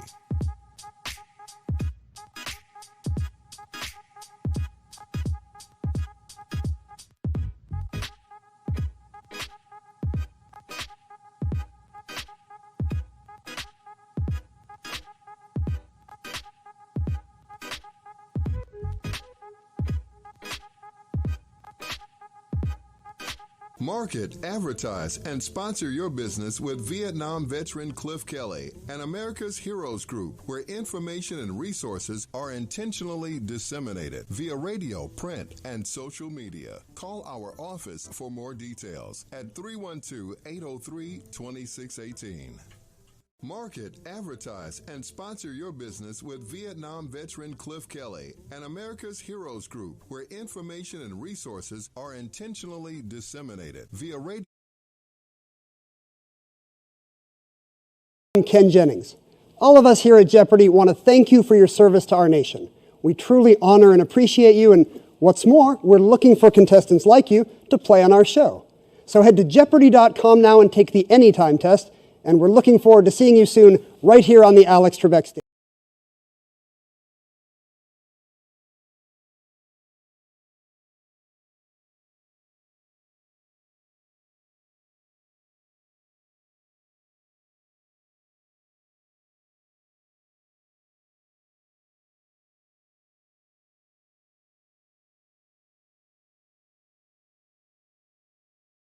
Connects, where voices, information, and resources are empowered intentionally.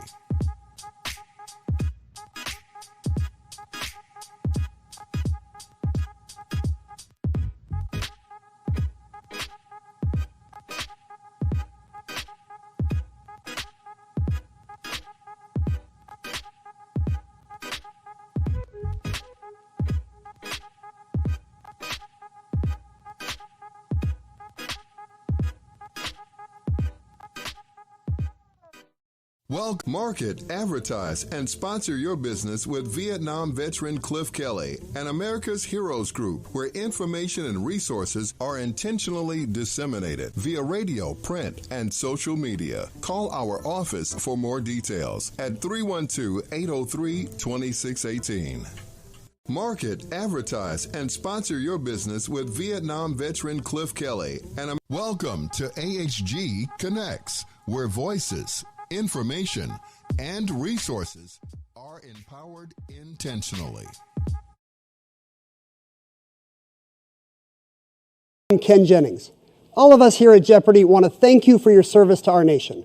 We truly honor and appreciate you, and what's more, we're looking for contestants like you to play on our show. So head to jeopardy.com now and take the Anytime test, and we're looking forward to seeing you soon right here on the Alex Trebek stage.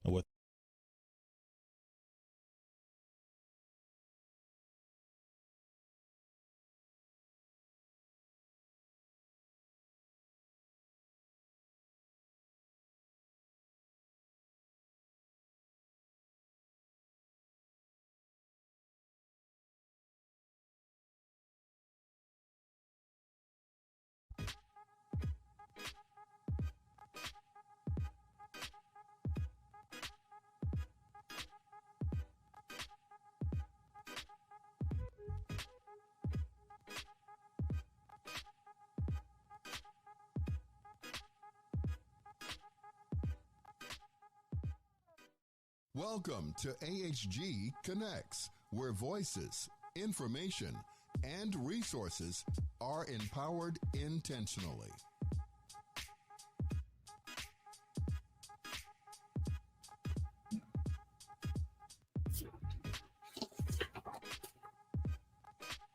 Hello, welcome to America's Heroes Live Group Stream Digital Media Show, and I am Jen Wagman, founder, president, and host of Generally Speaking Vets with Jen, the podcast, and America's Heroes Group media partner. October is National Breast Cancer, Mental Health Disability, and Domestic Violence Awareness Month. Today is October 30th, and today I am going to speak, or tonight I'm going to speak to you about a few things regarding women's veterans issues. And I am going to start by talking to you a little bit about some of the main things that I find to be most pressing with respect to women's veterans issues, because I think that as we head closer to Veterans Day, I am going to be sitting on a panel at Towson University on Saturday, November 9th, and I would love to hear from any of you who are tuning in. And I'm going to give you my email address. I'd encourage you to also please send in any comments onto the website for GenVETS, genw@genvets.org, and let me know what you think so that I have some more things to address at this roundtable that I'm going to be participating in this panel. There are going to be a lot of interesting women that are going to be there, and participants that will be there to discuss these things with. So I'd be very interested in hearing your thoughts. To me, when I was in California in San Diego a couple weeks ago at a CalVets conference, I heard Brigadier General Marlena DeSalle. She's the Deputy Commanding General, brilliant woman, speaking about women veterans. And one of the things that she spoke about was that there are 2 million to 2 million veterans to 2.2 million women veterans. And in 2020, I'm gonna stutter over my words here. In 2023, there are 16.2 million women veterans. In 2048, there are expected to be 10 million veterans. And pardon me, that's veterans. So the downward trend in veterans, and it's supposed to go from 2 million, and then the 2.2 million, the increase in women veterans. So we're seeing a downward trajectory in the number of veterans overall, but an increase in the number of female veterans. So I apologize for massively screwing that up in terms of getting it across to you.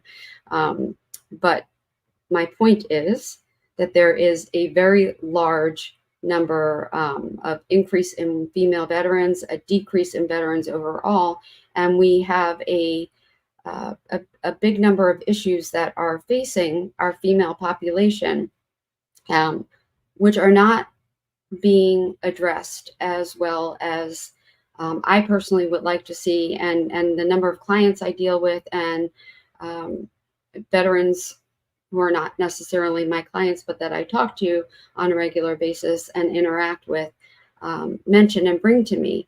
The first among them is the transition process, and what has basically been described as finding the mission again. So what happens when we leave?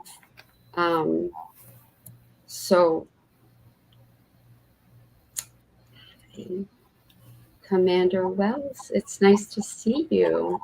Hi, Jen. Sorry I got lost in space there. It's okay.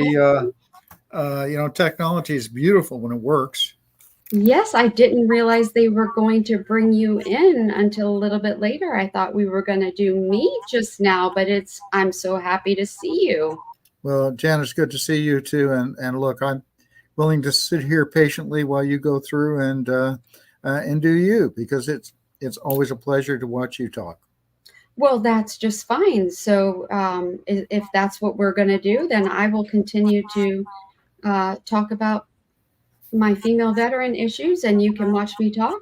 You can pipe in if you have something to say too, and then we'll talk about the case in the next half hour. I just didn't expect to see your amazing face. Well, at least I'm not as ugly as I used to be, huh? Oh, never, never. Well, okay, so we will continue on then with what I find to be the number one issue, which is finding the mission again. And that is a very difficult thing,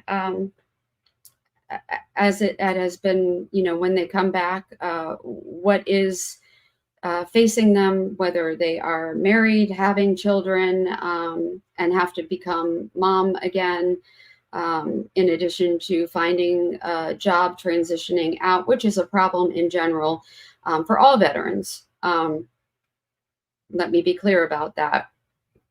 So it is, military service is distinct. It is one of many hats, but women in general, having to deal with poverty, employment barriers, mental health, homelessness, it's a different scale than male counterparts because of gender issues.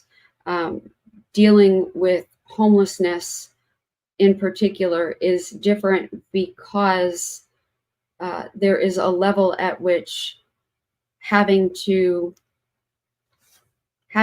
find housing when you are female, especially when you have children.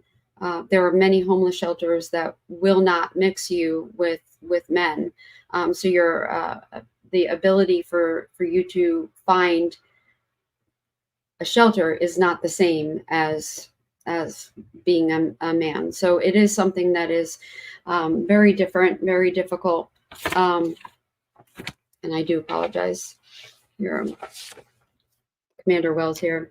So causes and consequences of having no home is much different for women vets. And we need to focus on outreach that is specifically targeted to female veterans and their needs, and ensuring that these women are getting the care and the resources that they need.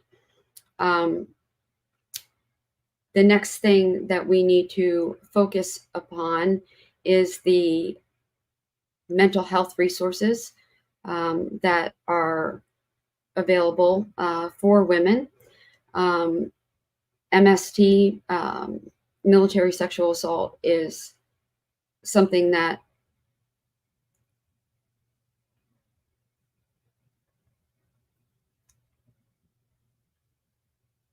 is how do I, it's grossly underreported. It's not, there are not enough resources in the military, in active duty, and outside to handle. Most women do not report what has happened inside because they are afraid it will affect their promotion, their promotability, their ability to continue at serving as is, whether they're being promoted or not. They don't want any kickback for what's happening while they're still serving. They're embarrassed. Things are much different. For as bad as it is in the civilian world, it is even worse. From what I understand, I've not served on the inside. So finding the resources, the counselors, even the programs, so that there is someone that they can talk to on the inside without having the repercussions, that we need to be able to do better by them. So that's another issue. And I guess what I'm saying is that I need to be able to bring these sorts of issues and understand what it is that everybody wants to be able to talk about, needs to be able to talk about, and having that open line of communication is something that I would like to, the website would like to be able to understand from you by writing in. Another thing that was brought up that I find to be very interesting is the lack of visibility and understanding from outside people that women serve at all. One of the main issues that we have as a society is sort of this belief that only men serve, and it's a bias, an inherent bias, I guess, that you look and we see men, and I don't think it's intentional on anyone's part, but one of the things I heard the most is at this convention I was at in California was that veterans will pull into a space or pull up to valet and a veteran parking, and someone would say, "I'm sorry, this is for veterans only." And it was a woman driving a car, and she would say, "I am a veteran." And whether they would look at her twice and side eye, like, really, or you sure it wasn't your husband? But the solution in California was to create a license plate that indicated female veteran service so that there was no misunderstanding. And it's something that I plan to propose here in Maryland. And that's something that I'd like to talk about in at the forum in the Roundtable at Towson University, one of the many things that we'll be talking about that day. But it's something that should be considered in all states. I think it's something that's brilliant. Another thing, that we'll be talking about is resource fairs when we're talking about employment and interviewing, the clothing for interviews, how expensive it is. It's considerably more expensive for the amount of a man can wear a suit, sort of the same suit. It's much more different for when women have multiple. You can't wear the same thing over and over and over again. So having those sorts of closet availability, during these job fairs is something that was brought up in California, a women's boutique when you are running your resource fairs for veterans, doing the interview techniques and online search fairs and resume building things. That's something else that can be done. But the main thing that we will be doing, at Towson University is going to be on, let's see, it will be on Saturday, November 9th, and I am going to give the information here because that will be the easiest way to convey it. And we'll just need 1 second.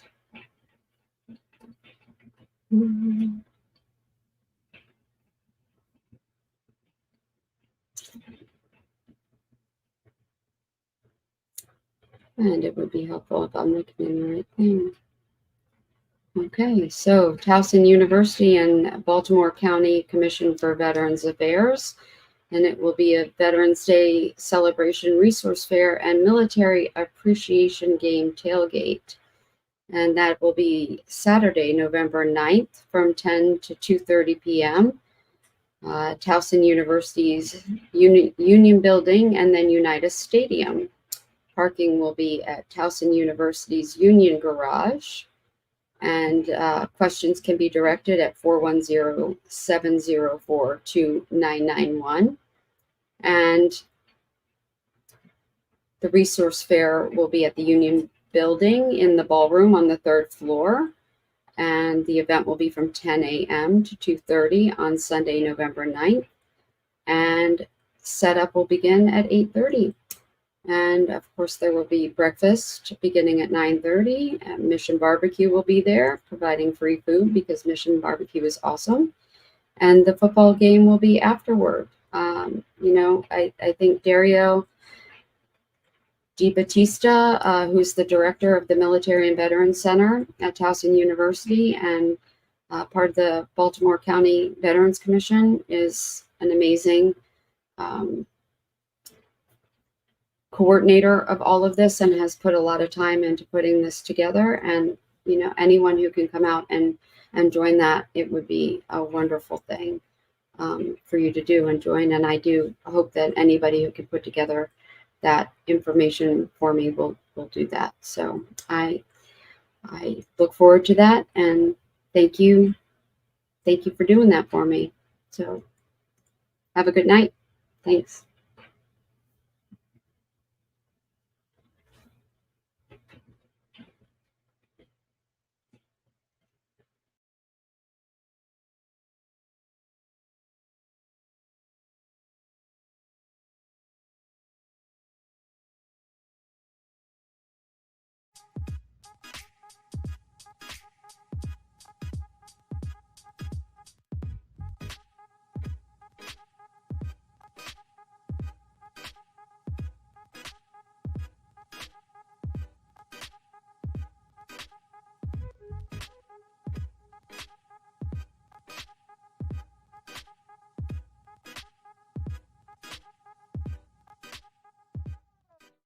Welcome to AHG Connects, where voices, information, and resources are empowered intentionally.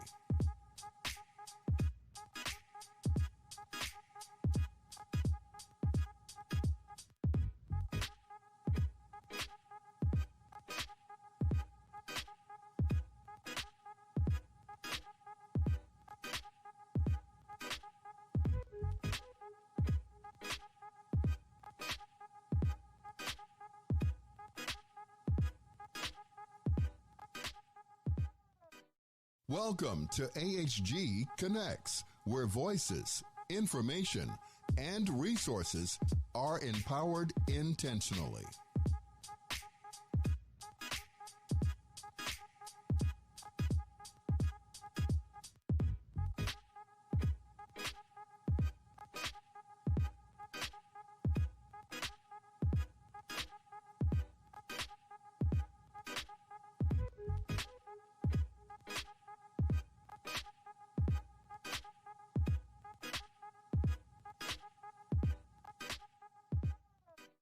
Welcome to AHG Connects, where voices, information, and resources are empowered intentionally.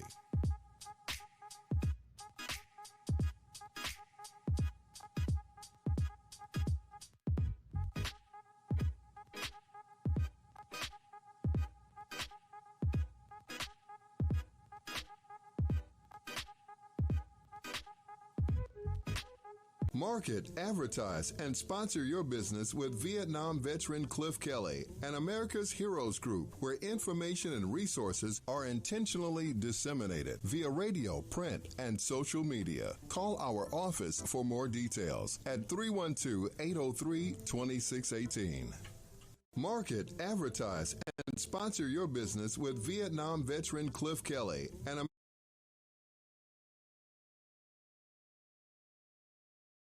I'm Ken Jennings. All of us here at Jeopardy want to thank you for your service to our nation.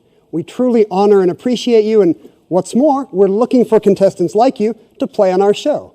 So head to Jeopardy.com now and take the Anytime test, and we're looking forward to seeing you soon right here on the Alex Trebek stage.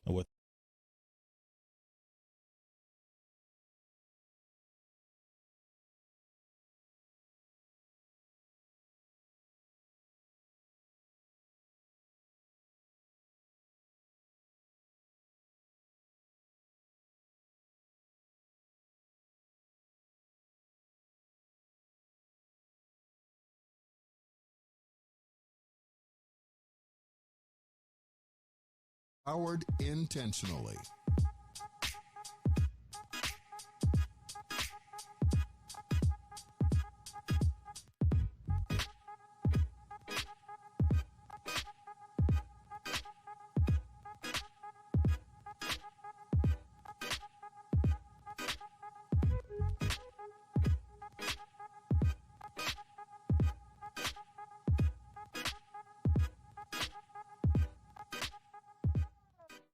Welcome to AHG Connects, where voices, information, and resources are empowered intentionally.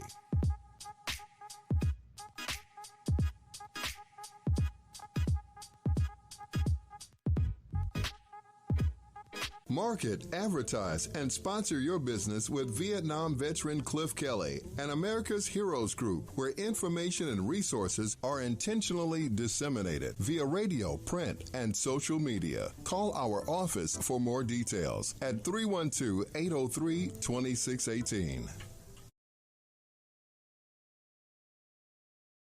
I'm Ken Jennings.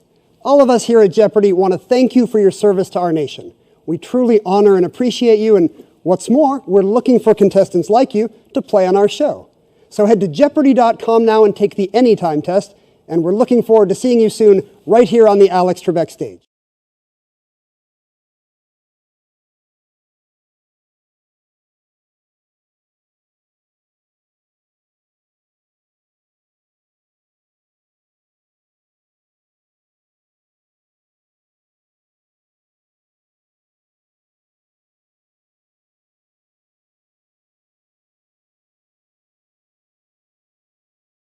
Information and resources are intentionally disseminated via radio, print, and social media. Call our office for more details at 312-803-2618.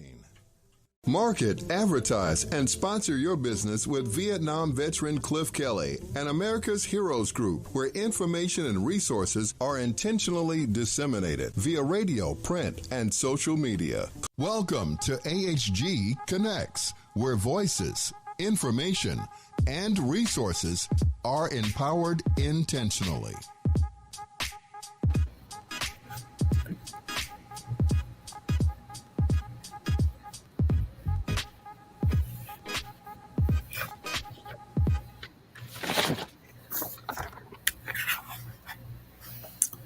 Hello. Hi, Jen. Hello. Welcome to America's Heroes Group live stream digital media show. Good to see you again. It's been a while. It has. I'm Jen Wagman, founder, president, and host of Generally Speaking Vets with Jen podcast and America's Heroes Group media partner. October is National Breast Cancer, Mental Health Disability, and Domestic Violence Awareness Month, and today is October 30th.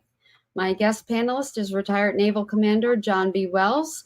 John is Executive Director of Military Veterans Advocacy, which filed a friend of the court amicus curiae brief in the Supreme Court case Bufkin versus McDonough.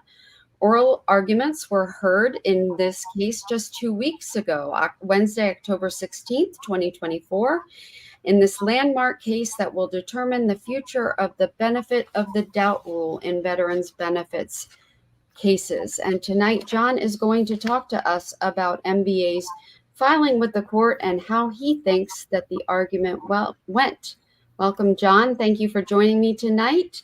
It's so good to see you again. The last time we saw each other was outside the steps of the Supreme Court building that morning when we were both unfortunate in not being able to get a seat inside that building and scurrying around. I think you had more comfortable accommodations at the end of the morning than I did in my car in Union Station parking lot. Yeah, we went down to the Capitol Hill Club down there across from Cannon Office Building. They gave us a room and some coffee and access to a bathroom, so we were pretty comfortable. Oh yeah, hey, I was laid back in my car with a blanket over me and sunglasses on. Jen, if I could take a minute, if you wouldn't mind, I'd just like to say something about what you were talking about earlier. You know, as you may not know, I was the second in command of one of the first mixed crew ships in the Navy, i.e. mixed crew as male and female. And, you know, the things that you talked about were things that we would be dealing with every day. I mean, it's a different set of problems being a female in the military. Not to say that females in the military are anything but excellent. They are. In fact, you know, as ship drivers or flying planes, fighter planes, whatever, they're excellent. They seem to have a very good touch. Us guys, we tend to overreact. You know, we're going to show how strong we are by doing things fast and quick and overreacting and having to overcorrect. Where the females take a more of a logical, sensible approach. And I really enjoyed that tour. And I learned a lot about the role of women in the military. And I was glad to see right after that tour that the Navy expanded to allow females onto combat ships. And in fact, today we have a female chief of naval operations. So, you know, you've come a long way. As an attorney, I also saw some of the results of military sexual trauma and against both men and women.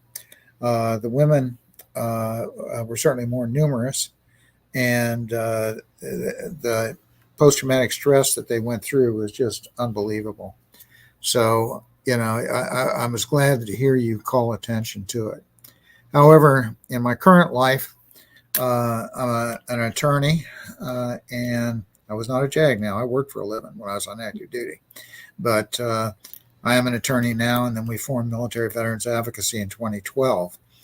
Primarily what we do, and we're a 501c3 organization, tax exempt. We litigate, legislate, and educate. So we go beat up Congress for veterans benefits. For example, part of the PACT Act we wrote. And we also litigate.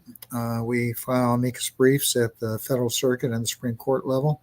We take on our own cases at the Federal Circuit and Supreme Court. I've had certiorari granted on one of my cases, actually. Yay!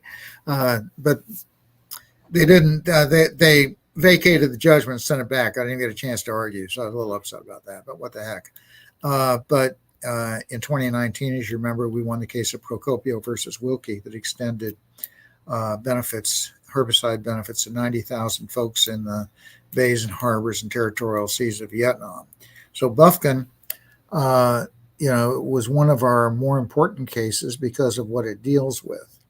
Now, the theory behind the case was that there's a statute that says the Court of Appeals for Veterans Claims must take due note of whether or not the benefit of the doubt rule applies. What the benefit of the doubt rule is, and if I get in too much into the legal swamp, just reach over and pull you out a little bit. Yeah. Okay.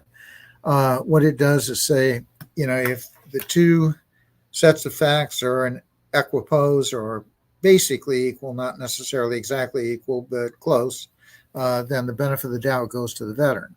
And Congress had intended this to kind of be put a thumb on the scale in favor of the veteran. The problem is the Board of Veterans Appeals, which is a nightmare, by the way. It's time for for discussion on a different day. They just basically say, "Oh, the evidence wasn't in equipoise," or "Oh, we balanced the evidence and it was not in favor of the veteran." In other words, they just basically would rubber stamp what the VA regional office did. Now, Congress passed a modification to Title 38 of the U.S. Code and said, look, we want the Court of Appeals for Veterans Claims, even if this is not raised in the briefs, we want them to look and basically do an independent review of whether or not the benefit of the doubt rule applied.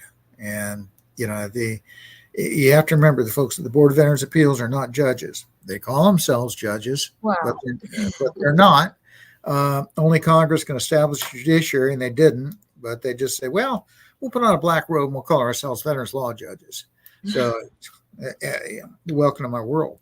So these, when it gets John, to the court, I'm gonna have a lot of enemies if I agree with you on that one. I know that argument exists out there. I used to work for the Board of Veterans Appeals, and for a judge, I worked, but I do understand what you're saying. And I know.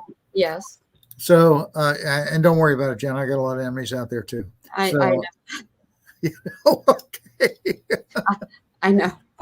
Yeah, that's so do I, as a matter of fact, and they're at the Board of Veterans Appeals, so we can agree on that. So at any rate, the Court of Appeals of Veterans Claims is the first time that a real judge appointed by the president and confirmed by the Senate reviews the case. And it's very important, I think, for this court to actually take due note of it, of whether the benefit of the doubt rule was applied, whether the evidence was in equipoise, and make basically a de novo decision. Now, the problem we've got is normally the statutes require the board to be the final decision maker on factual issues. So this is kind of a departure from that.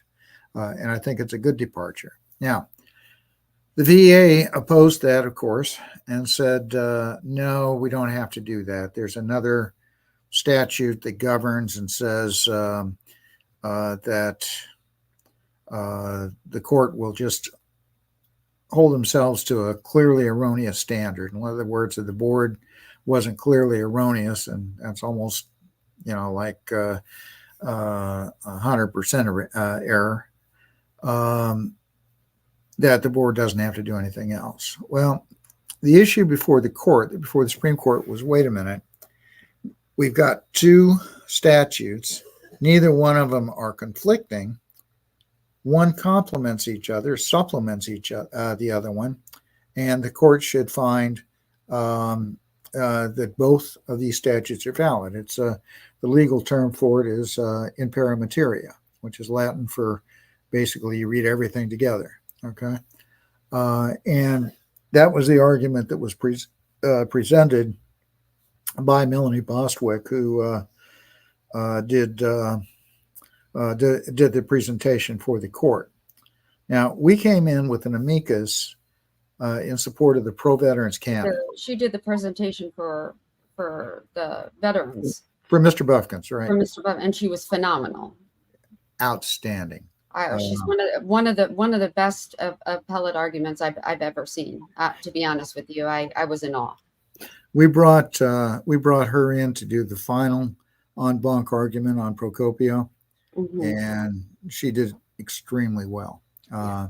She had done another case, and the name escapes me, at the Federal Circuit. She had argued the George case at the Supreme Court and got robbed. She should have won that case, but her argument was just fantastic. And Mel and I go back a long. She goes by Mel. Go back a long ways, and if she's watching, I asked her if she would have coffee with me or lunch, and she said, yeah, because she couldn't be on here tonight. I asked her to, and she said, I can't, but I will have coffee or lunch with you. So Remind me to email you the picture I took of her at the celebration party afterwards. I wasn't invited. That was at What? Shelley's cigar bar. I got a picture. Okay, don't brag about it. I don't need to hear any more. Thanks. I was in my car and I headed to the ministry on Capitol Hill, but I had a really good cup of coffee and some banana bread. Well, she was with her parents, so you know. I would be with my parents too if I just rocked the Supreme Court like she did. Oh, look, I'm going to tell you, that was a great argument. I mean, how long? I mean, it went way over too in terms. I mean, the judges were so engaged. I mean, it was a hot bench. Yeah, but you noticed they were fairly well engaged with Mel when she did her opening. Okay. Mm-hmm. And then she reserved 15 minutes, if I remember right.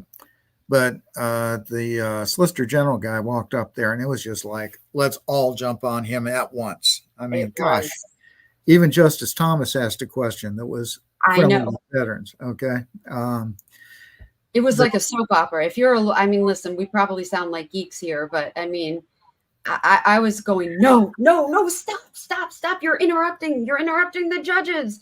But the justices, he did not care. And he was not getting that you do not do that. I wonder if he listened back and was embarrassed because I would think I was embarrassed for him. I was surprised someone didn't yell at him. Well, I suspect they did afterwards. Oh my gosh. I was going, no. Did you notice in her rebuttal, they didn't ask a single question? Because it's almost like, yeah, go ahead. We're listening. And so I'm hopeful that we're going to get a positive decision. I'd like to say we'll get a 7-2 decision. Did you feel that way? I walk away from those things thinking, crap, because if you feel that good, sometimes it's a bad. Sometimes it's that bad. Yeah. I mean, I walked out of court saying, man, I got that one, and wind up having it handed to me. And then I've gone out saying, oh God, well, do I need to get this guy's money back? And wound up coming out smelling like a rose. So you never know. But I'm hoping for a 7-2. I think Kavanaugh has a problem with the pro-veterans canon, and I'm not too sure that Kagan was sold on it. But I'll tell you who was sold was Neil Gorsuch. Okay. Now, this goes back, and again, I may be getting into the legal geekism a little bit. But this goes back to the fact that Gorsuch hates Chevron, and he's been trying to undermine Chevron. Of course, this year they did with the right decision and basically overruled Chevron. The pro-veteran canon was a mechanism, and what the pro-veteran canon of construction says is, look, any disagreement at all, any misinterpretation, or there's two interpretations of the statute, the veteran wins. Okay.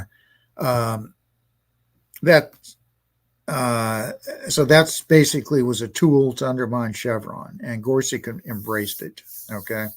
And oh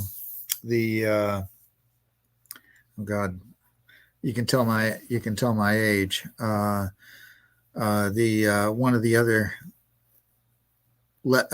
more liberal judges, not Kagan, but the other female, and not Brown, had embraced it also. Okay.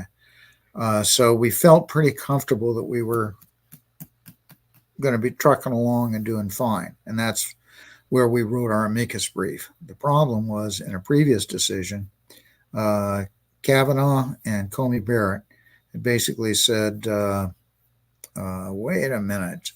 What's this pro-veteran canon? That doesn't belong in the law. There's nothing in that. So we wrote our amicus brief, basically going back to the history of the pro-veteran canon, right, congressional action, and the Boone versus Leiter decision in 1943, which first recognized the canon. And the court never asked a single question on it. So we either did well on our amicus brief, or they said, yeah, who cares about they didn't ask a question, but they alluded to it. They did allude to it. And to me, that is just as important. And one of the things that was brought up was the fact that veterans are not represented. The majority of them go in and are not represented. And therefore, isn't it incumbent upon us to sort of take this liberal reading Sure. of the fact? And that's a big deal for them to recognize that and to say that out, you know, that that is what you would think Congress would be reading, you know, that we should be reading. That was Congress's intent, is therefore to have Well, that. and you're right. And look, we're having all kinds of problems with the board. Sorry, I don't want to, but we are. I'm not a board groupie, but you know, there's a judge I have as a friend, and I want her to take me out to lunch soon. She knows who she is if she's watching this, you know. Well, just make sure when you refer to me, use a few expletives. Okay. And by the way, there are some good people there. Oh no, I had amazing training, and I will say Uncle Vito's name, but no, the teaching. You know, you learn where you learn, and I was a young attorney, and that's where I learned. Sure. Now we've had some of the problems with them deal with just the procedures. There's a really lack of procedural guidance on how to do a hearing, and so, for example, if I go to a Merit Systems Protection Board hearing or even a Board of Corrections hearing, you know, it's all laid out, but they don't do that at the board. It's very freewheeling and to some extent too freewheeling. One of my biggest hearings shouldn't be. I mean, I don't think the board is set up for hearings, but this is probably a discussion for a different. It is. People think that hearings at the board are their day in court, but that's not really. The board isn't designed for that, and the option for the hearing is sort of a misguided. That's my personal feeling. Very rarely do I advise a client to take a hearing before, and there are very few circumstances. And again, another time I can have you on. We can talk about that, Sure. But there's so few. Yeah. See, I always want to build a record, and you know, it's. But what? A record for what? I mean, for the next court. You know, there's so much that can go wrong there, though. You're writing. That's where you use that. You use your brief. Well, we can agree to disagree on that, or talk about it a different day. I'll talk about it anytime you want. I'll convince you the other way. Maybe. You can take me to lunch. We're currently working on legislation that would completely revamp the board. Is that right? And we've met with the House Veterans Affairs Committee, and they told us we're being too radical. So we're coming back with something a little. I think you probably are, and I haven't even heard it yet. But oh my gosh, you're crazy. Okay. Right. All right. I want to hear more. I would love to hear more though about your thoughts on specifically, you know, what you thought of the questions that were asked of the other side. Well, I thought, you know, they were all with the, you know, and the response. Kavanaugh was kind of hitting the other side. I mean, it's just, you know, it was just unreal. And Gorsuch basically says something like, well, you know, why do we that we don't give effect to? You know, it's. I thought that they were they didn't buy it. I'll tell you that. They did not buy the government's case, or it didn't appear to be that they bought the government's case. So, you know, of course, as you said, and as I agree, you never know until such time as they come out and say, hey, this is the decision and here's why. What do you think that the biggest implication will be? What's the biggest positive outcome that will be for veterans in this? If this comes, I think the board is going to have to take more care in dismissing or denying the benefit of the doubt rule. And what cases specifically do you think that it'll affect? Which ones? Well, I can't give you a specific name, but I think it's going to be more on the aspect of where the evidence really is an equipoise, or when it's an equipoise and the board says, no, it's not an equipoise. I think that the court's going to review that and go back in many cases and say, hey guys, yeah, it is an equipoise. And about 70% of the cases appealed out of the board to the court get remanded back. So I mean, there's. For me, I'm looking at this and I'm seeing the medical exams. To me, this is a case that is going to profoundly impact the medical evidence cases, because the majority of the cases that are coming, the majority of the appeals are based on medical exams that are provided by VA and contract examiners, and then the medical evidence that's provided by a private examiner or private doctor or a private opinion. And there's so much latitude that's given to whether it's the board or the regional office, whoever, that, with respect to what is given more weight and credibility. And is it going to be a VA examiner or medical opinion provider, or is it this other doctor? And that's where I find to be the big problem. And if you're going to look at revamping rules, that's where I would go, John, because I think you're right. I think it's more than that. But yeah. I'll give you an example. I had a case where I had a board certified orthopedic private surgeon do a complete review of the file and exam against a nurse practitioner who was not, in fact, I think her specialty was family medicine, and they went with the contract nurse practitioner, and we got that overturned. I mean, I had another case with a pulmonologist that actually the evaluation was done by a gynecologist, and I'm not joking. Oh no, I've had it more than once, and people think you're joking, but you're not. They're done by gynecologists. Because one of the things that I always ask for is curriculum vitae for all the medical. You have to now. You have and they won't. Yeah, they have to now. For a long time, they wouldn't do it, and so you had to go to WebMD. Matter of building the record, or you can't appeal it, and you can't base your appeal on the examiner. Now, WebMD was helpful, and so we used that. But now they will give you the CV. It may not be a good one, but they will give it to you at least. And of course, you got the problem that of the basically the presumption that the federal government does no wrong and the agency does no wrong, and that's rebuttable. You can't fight it. I think you're right. This will help that. I think it's going to help it on a lot of things. Blue water, we still have blue water cases, believe it or not. I had a case of lying out what they call a dead reckoning track to show the course of the ship that actually went into the area against somebody who said, oh, well, the positions on the deck logs didn't reflect that. And they won't, because they only take deck log positions or snapshots in time, where the dead reckoning runs throughout the entire 24-hour gamut. Things like that, so that's going to help that. I see it being extremely helpful to the veterans. Now, the next question is, what's VA approach going to be? Are they going to come back with a regulation? Are they going to come back with try to get additional legislation? Nobody knows what's going to happen in DC this next week. Is the House going to flip? Is the Senate going to flip? Is the presidency going to flip? None of that. We don't know. And that's going to have a major impact on where we go from here. And I don't want to get political. I'm just saying that whatever happens, it's going to be different. Yeah. No, I think you're right.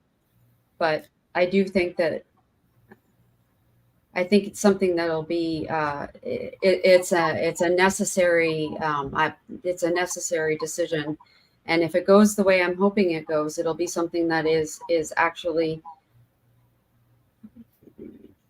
something that is needed when it comes to those medical exams. Is a step in the right direction when it comes to, because it is a proclaimant. It is a proclaimant system, and it has gone too far the other way when it comes to these types of things. And I haven't understood for a long time, the last 4 or 5 years how we've strayed so far away from that benefit of the doubt. And when I first started practicing law, the days of the Veteran Claims Assistance Act and duty to assist and and there was all this paperwork and all of this notifications, and and we were still dealing with paper files back then, of course, and all the boilerplate that went into the decisions. And this is when I was writing for my judge.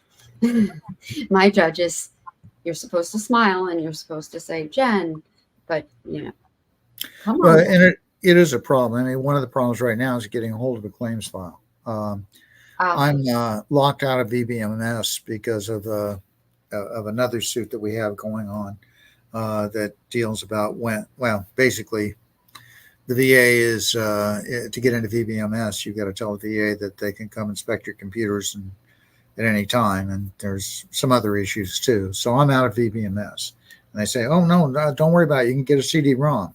How many computers have CD-ROM capabilities these days? And when you do, it's got to be a Windows 10. So it's, there's a lot of things going on there that affect due process. And the medical is one, but it's not the only one. We're trying to get C&P exams now, okay, that have been given based on a remand. The regional office will send it back to the board.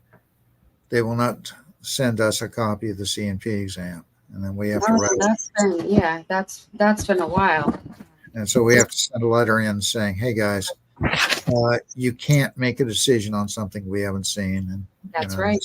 Green versus McElroy and a couple other decisions, and the result is when we do that, oftentimes it's remanded again, which just extends the time. One of the issues, and again, I'm trying not to go beat up the board all the time, but if you touch the piece of paper, if you touch the case once, then and get it streamlined. As it is, we have things getting on what I call the VA hamster wheel. As an example, well, we have another show that you and I are gonna have on some of these things. I can tell. Maybe we'll fight over some things, but I would look forward to it if you'd come back.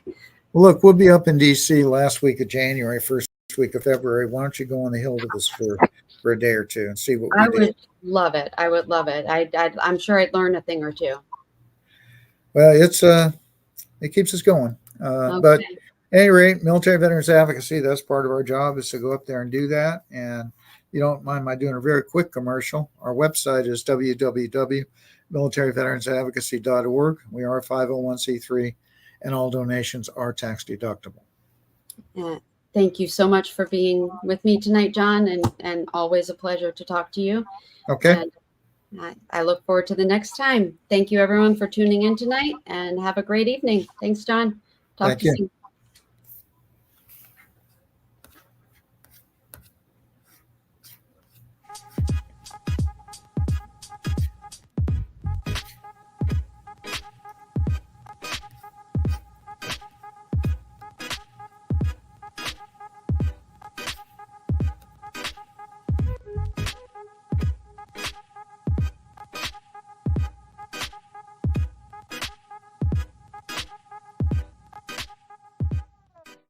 Welcome to AHG Connects, where voices, information, and resources are empowered intentionally.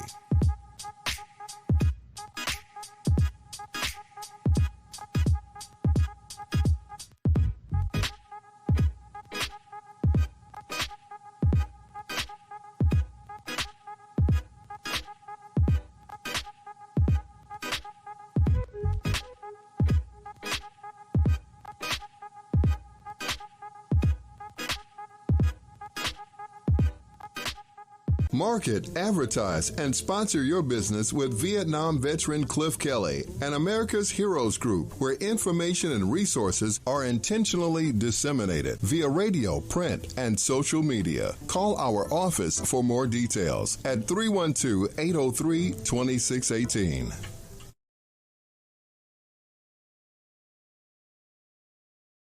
I'm Ken Jennings. All of us here at Jeopardy want to thank you for your service to our nation. We truly honor and appreciate you, and what's more, we're looking for contestants like you to play on our show. So head to Jeopardy.com now and take the Anytime test, and we're looking forward to seeing you soon right here on the Alex Trebek stage.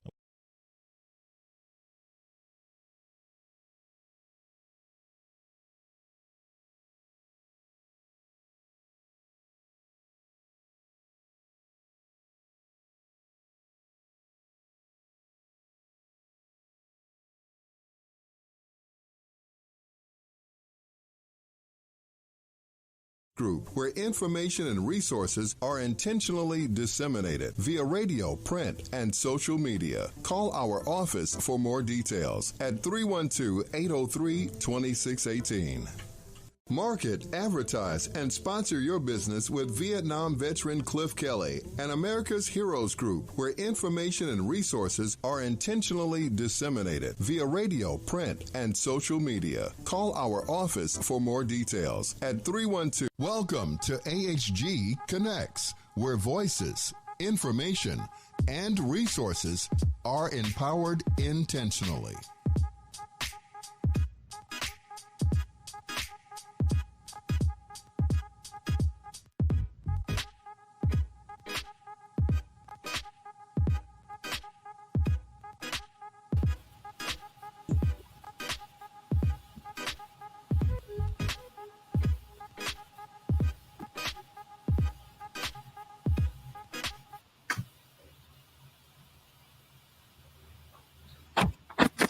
Hello. Hello, how are you doing?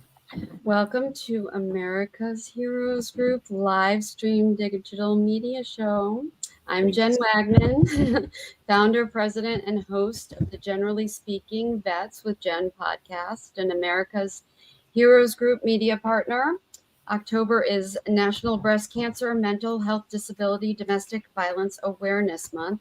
Today is October 30th, and my guest panelist is 13-year-old Case Bacchio. Okay, I've been waiting all night for this half-hour segment. Seriously, this has been the longest night, a great night, but this is the one guest I've been the most excited to talk to. So I'm going to tell you a little bit about him first before he gets to talk. You're going to have to wait. I've gotten to talk to him several times before. He's my favorite person, and you're going to learn why in a second.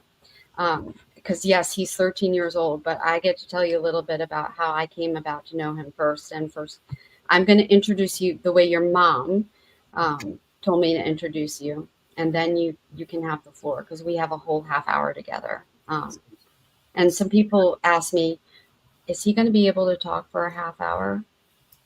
And your mom and you were like, yeah, he can talk. So, and you can. So, but let me start. So, for all of you out there, veterans and non-veterans and military active duty, Case is the founder of Clear Water for Heroes, which is a nonprofit for veterans. He started, when are you ready for this? He was 8 years old.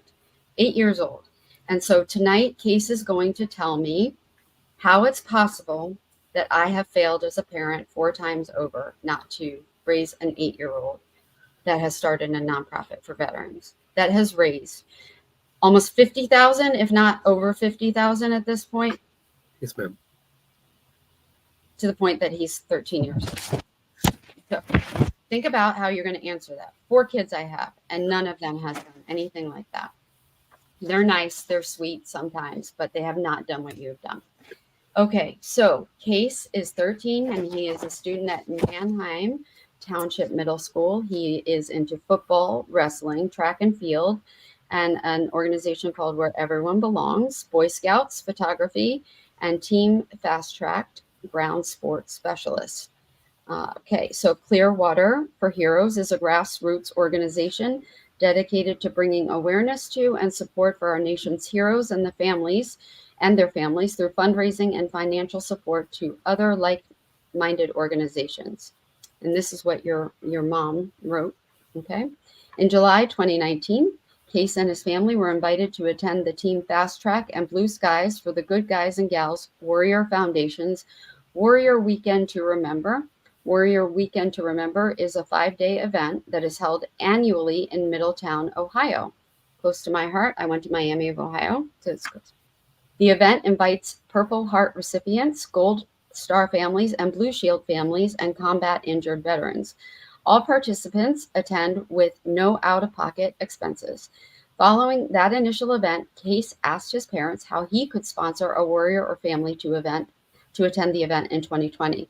Following conversations with David and John Hart, founders of Team Fast Tracks and the Blue Skies for Good Guys and Gals Warrior Foundation, it was determined that on average, the cost is $4,000 per person. Case committed to supporting the Hart brothers and immediately began brainstorming ideas on how to do so. After just a couple months, he decided he wanted to hold a fishing tournament fundraiser with all proceeds to benefit the BS3G Warrior Foundation. With his intentions and support from his family, he put things into action and planned for and executed the first annual Clearwater for Heroes fishing tournament in May 2020. His initial efforts raised just over $4,000, and since that time, Case and Clearwater for Heroes has raised over $50,000, and his efforts to support veterans organizations has expanded to include the Veterans Court of Lancaster County, the Military Order of the Purple Heart Delmarva chapter, and the Charlotte Hall Veterans Home. Case is looking to partner with For Love of a Veteran, an organization that helps to fund stellate ganglion block treatment for veterans dealing with post-traumatic stress. I have a tour set up next week to go visit a clinic here in Whitechapel, Maryland. And his sponsors currently include T-Mobile, Mission Barbecue, Subaru, Bass Pro Shop, Starbucks, and numerous other local small businesses and families. And you need to hook me up with how to talk to some of these, because you're better hooked up than I am. I am so impressed with you. And the story I want to tell everybody first about my introduction to you is the funniest story. It's so me. The person who introduced us asked if I would help you set up as a 501c3 organization. And I said, of course. But at the time that he asked, I was a little bit sort of crazy setting up GenVETS and doing all of that. And I said, oh, Case, I'm going to have to, can you please wait until like September until I'll have to get back in touch with you. But I was putting you off a little bit, and like an email every couple of weeks or so. I'm sorry, Case. And I felt really bad because I don't usually continue to put someone off. And so I'm sending emails to Case and explaining what's going on in my life. Like, this happened and that happened, and, oh, my kids are sick, whatever was going on. September rolls around, and I explained to him, I'm good, I'm ready, things are finally on track, I can help you, let's do it this weekend. And Case's response was, I have football practice. I'm 13 years old. And I went, oh my God, he's 13 years old. I had no idea. This whole time I thought I was talking to just a man, a guy. I don't know. I'm like, I have to talk to his mom. I can't talk to a 13-year-old. What did I say? I have to go back through these emails and make sure I didn't like say anything I shouldn't have, because I've already explained I curse a lot. Well, now I know, it's okay with Case's mom. So anyway, that's how I met Case. And I still haven't properly yelled at our mutual friend for not adequately explaining that you were 13 and 8 when you started this. But I did immediately look up who you were. And when I saw your picture at 8 years old, I was like, he's the most adorable thing I've ever seen in my whole life. And I contacted my law school roommate, who's the lawyer for GenVETS and who's helped me do everything. And she went, oh my God, look at him. We have to help him. He's just amazing. And so, of course, we're all into helping you, and we think you're amazing. And now I've spent 10 minutes talking about how great you are. Why don't you talk about how great you are and tell me everything? Yes, ma'am. So thank you so much for having me here in the first place. Didn't we talk about that? It's done. Sorry. So thank you for having me here. So I was 8 when we were invited, me and my family were invited to the Blue Skies for the Good Guys and Gals Warrior Weekend event. It's about a 5-day event in Middletown, Ohio, where they bring in Gold Star families, Blue Shield families, combat injured veterans for 5-6 days of healing and bonding. They do gun shoots. They have a banquet dinner, skydiving, and that event had a huge impact on me. I was never around veterans and people in that scale, so it had a huge effect on me. And when I came back, I knew that I wanted to do something. I just didn't know what I wanted to do. So went to my parents, and those two were the biggest helps. They helped me through everything. And that's how we came up with a fishing tournament. I think the hardest part was coming up with a name. The name was hard to come up with. But through lots of brainstorming, we came up with Clearwater for Heroes. And our first year was 2020, I believe. And that was during COVID. I was just going to say, during COVID, that was tough. That was a small year. There was probably 30, 40 people there. But it was a great time. Everyone had a great time. We raised... Someone say that's not small case. Yeah. But we raised that year around $4,000. And we've just continued to grow. Reaching out to new organizations, trying to sort of spread the love around and help other organizations, because no matter how small the thing you think you're doing is, it's always a big thing. It can always have a big impact in somebody's heart. So even the small things, like 2 years ago, I was in the 6th grade. So I had the entire school make cards for Veterans Day. And there was probably 2,000 cards. We still have some. Wow. So we go to events and we will hand out cards and just try and brighten somebody's day. Where did you learn that? I mean, where'd you get that? Is that? I don't know. It was just in my heart. Pretty amazing. But yeah, I mean, that's awesome. Yes, ma'am. But our event is held on May 4th every year. May is Military Appreciation Month. Mm-hmm. And so we always try to hold it in that month. It's always the first Saturday in May. This year will be our 6th annual. We've raised over $50,000. And we're trying to continue to grow, get more people at the event, affect more organizations, and just overall trying to have a bigger impact. Where is it held? Where is the event held? Camp Mac in Lidditz, PA. Okay. And how many people do you expect to help? You said 30 or 40 during COVID. How many do you? We expect around 60. Okay. And how does it work? Do they register? Do they? You can register online. We have a Eventbrite page. Okay. And registration is from 7 to 8. And then after that, from 8 to 12, we have the adults and kids fishing. Okay. And then, what happens during the time? Can you explain how the event works? So we'll explain the rules and everything. And then everyone will just start fishing. We have volunteers with clipboards that will run around with scales and weigh your fish as you catch them. And that's a fun job. I do enjoy doing that. Yeah. Run around a lot. And then we'll have them, it's all catch and release. Okay. We'll weigh the fish, and it's your top 3 biggest fish we'll add together, and it's off of weight. And so it's a competition. Yes, ma'am. Okay. And what does the winner get?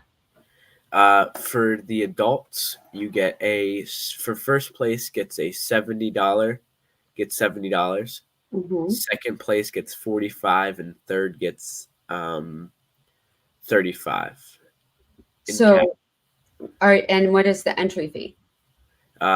For adults, it's 35, and for kids, it's 15. And you make most of your money then on sponsorships? Yes, ma'am.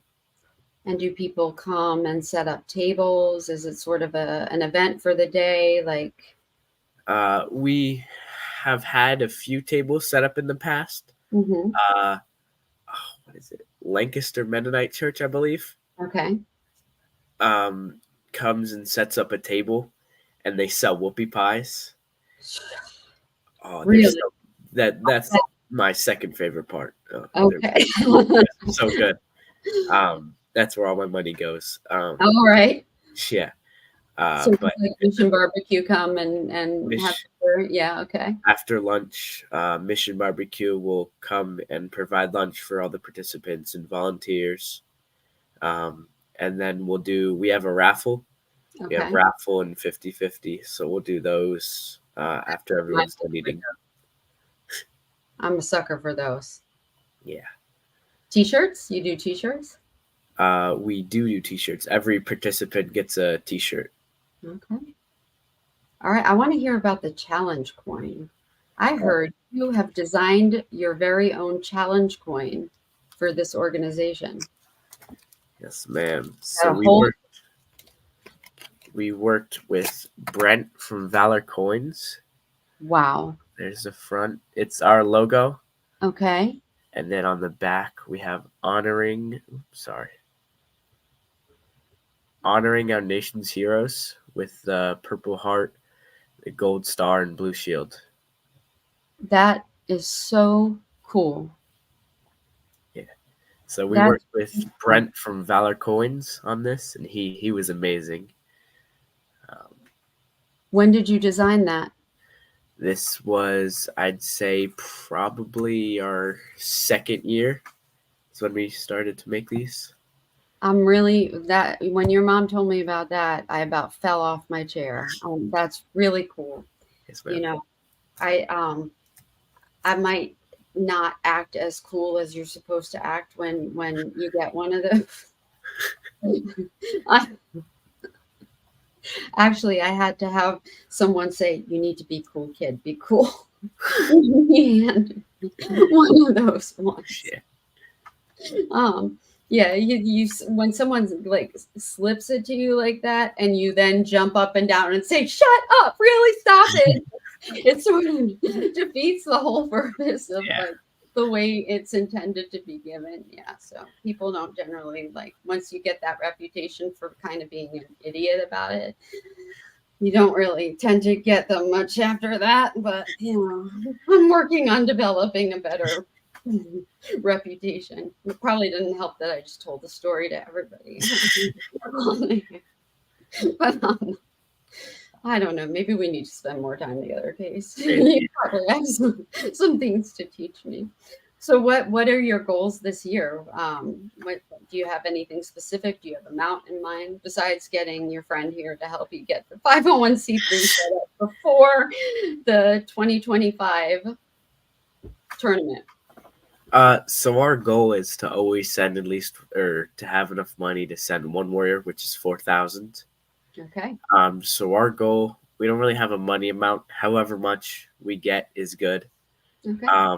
But our goal this year is to start to try to branch out, donate to other veteran organizations, local and non-local. So try and outreach more this year. How do you make the determinations? What is the criteria you look for in an organization? And who makes the decisions? So it's normally a group decision between everyone. We researched the organization a lot, talked to the founders and owners of the organization, and recommendations through friends. Okay. So, do you have a board? Do you have a governing body set up yet, or? I do not believe so. Well, as a lawyer who's helping you with that, that's something you're going to need to put together. Alrighty. Yes, yes. So start thinking about that, and the people that are going to be involved in your leadership. That's important. But I imagine you've already got some pretty good leaders that have been involved for years. 100%. I think they're probably sitting right there with you and some of the community. Yeah. Yeah. I'm pretty sure. And who's been your biggest inspiration? My biggest inspiration probably would be my parents. Yeah. Helped me through everything, and yeah. That's right. And what are your favorite things to do besides this? I enjoy football a lot. I heard you might have had a game last night. Did you? We did, yeah. We won 28-7 yesterday. I don't know. I saw a picture of you after it. You didn't look like you had sweat very hard. So no. We got taken out in the first half. Oh, because the first string got taken out because you were winning by so much? Yeah, and it was our last game, so trying to get everyone in for their last little push. Okay. All right. What else? I cut you off. What else are you interested in? Photography. I've gotten really big into photography. I'm taking pictures, or I have been taking pictures of our high school football team. Okay. I've done wrestling, and that's about it. But yeah, trying to do that too, because that's a lot of fun for me. Yes. And do you have any ideas about what you might want to do when you grow up? Although I feel like I'm already talking to a grown up right now. So I have no clue. No. Yeah, I haven't thought that far. I haven't even thought about tomorrow. So you know what? That's a completely acceptable answer as far as I'm concerned. A completely acceptable answer. Now, does anyone in your family serve? My stepdad is active duty Army. Okay. And does that influence any of how you are involved in any of this? What are your? I don't know. Maybe a little bit. Maybe a little bit. He sounds pretty cool based on the times I've talked. Yeah, he's a really nice guy. Yeah. Well, good. Okay. Well, is there anything else you want to share with us? We have a dining night. Yeah. On November 6th. What is it all about? Texas Roadhouse. Texas Roadhouse. We every few months we try and do a dining night at Texas Roadhouse. So we have little flyers that you can print out. Okay. And if you bring one of those flyers in and hand it to your server, 10% of your bill will come to Clearwater for Heroes. And where does everybody find those flyers? They will be on our Facebook and Instagram page.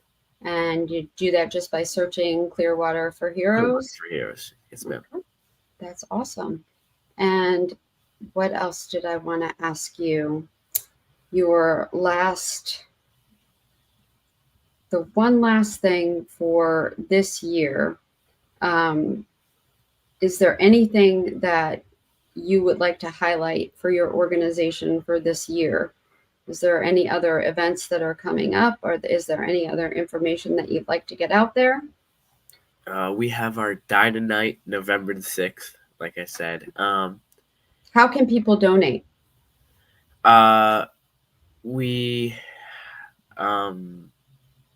Wait, I got this. Our flyers. You can also email us. We have an email. Okay, what's your email? clearwaterforheroes@gmail.com. All right. And if you have a paper flyer or a donation form, you can send that in with a check, send it to our address, and we'll give it to you. And I will also make sure that we get your information on GenVETS website as well. As I'm updating that in the next week, we'll make sure that you are nicely there so everybody can get a hold of you, since you do have my heart. Sounds good. All right. Well, I really appreciate that you took the time to come on tonight and make my night, the end of a long night. You did make me happy. It was so nice talking to you. And I can't tell you how important it is that everybody knows that someone as young as you when you started, and that you are where you are, has taken the initiative to do what you've done. Where do you hold the event again? We hold the event at Camp Mac in Lidditz, PA. In Lidditz, PA. Okay. And that's in May. I've been asked how you impact the other organizations, the Veterans Court, Military Order, the Purple Heart, and Charlotte's Hall. Have they let you know? Veterans Court, we have donated gift cards for them for good behavior. Good behavior, you get gift cards. Mm-hmm. The Delmarva, every year at the tournament, we have a donation drive. So clothes, shampoo, toiletries, everything like that. Mm-hmm. If you bring that to the tournament, we have a box and put all your stuff in the box, and we donate. We donate everything to them and everything like that. Okay. Well, that is great. And I think you are the epitome of what youth should be, and volunteerism, and I am a failure as a mother, but that's okay. Your mom isn't, so no. I'm teasing. I am teasing. I hope you'll come back maybe before the event starts, and once I have made you a 501c3, and you can talk about it again and all the details back then. So I applaud you, and thank you for being on the show again tonight. And I hope you have a good night's rest before school tomorrow. Thank you. Thank you for having me. Have a good night. And thank you to everyone else for joining us tonight. And have a great rest of your evening. Good night, everyone. Oh, thank God it's over.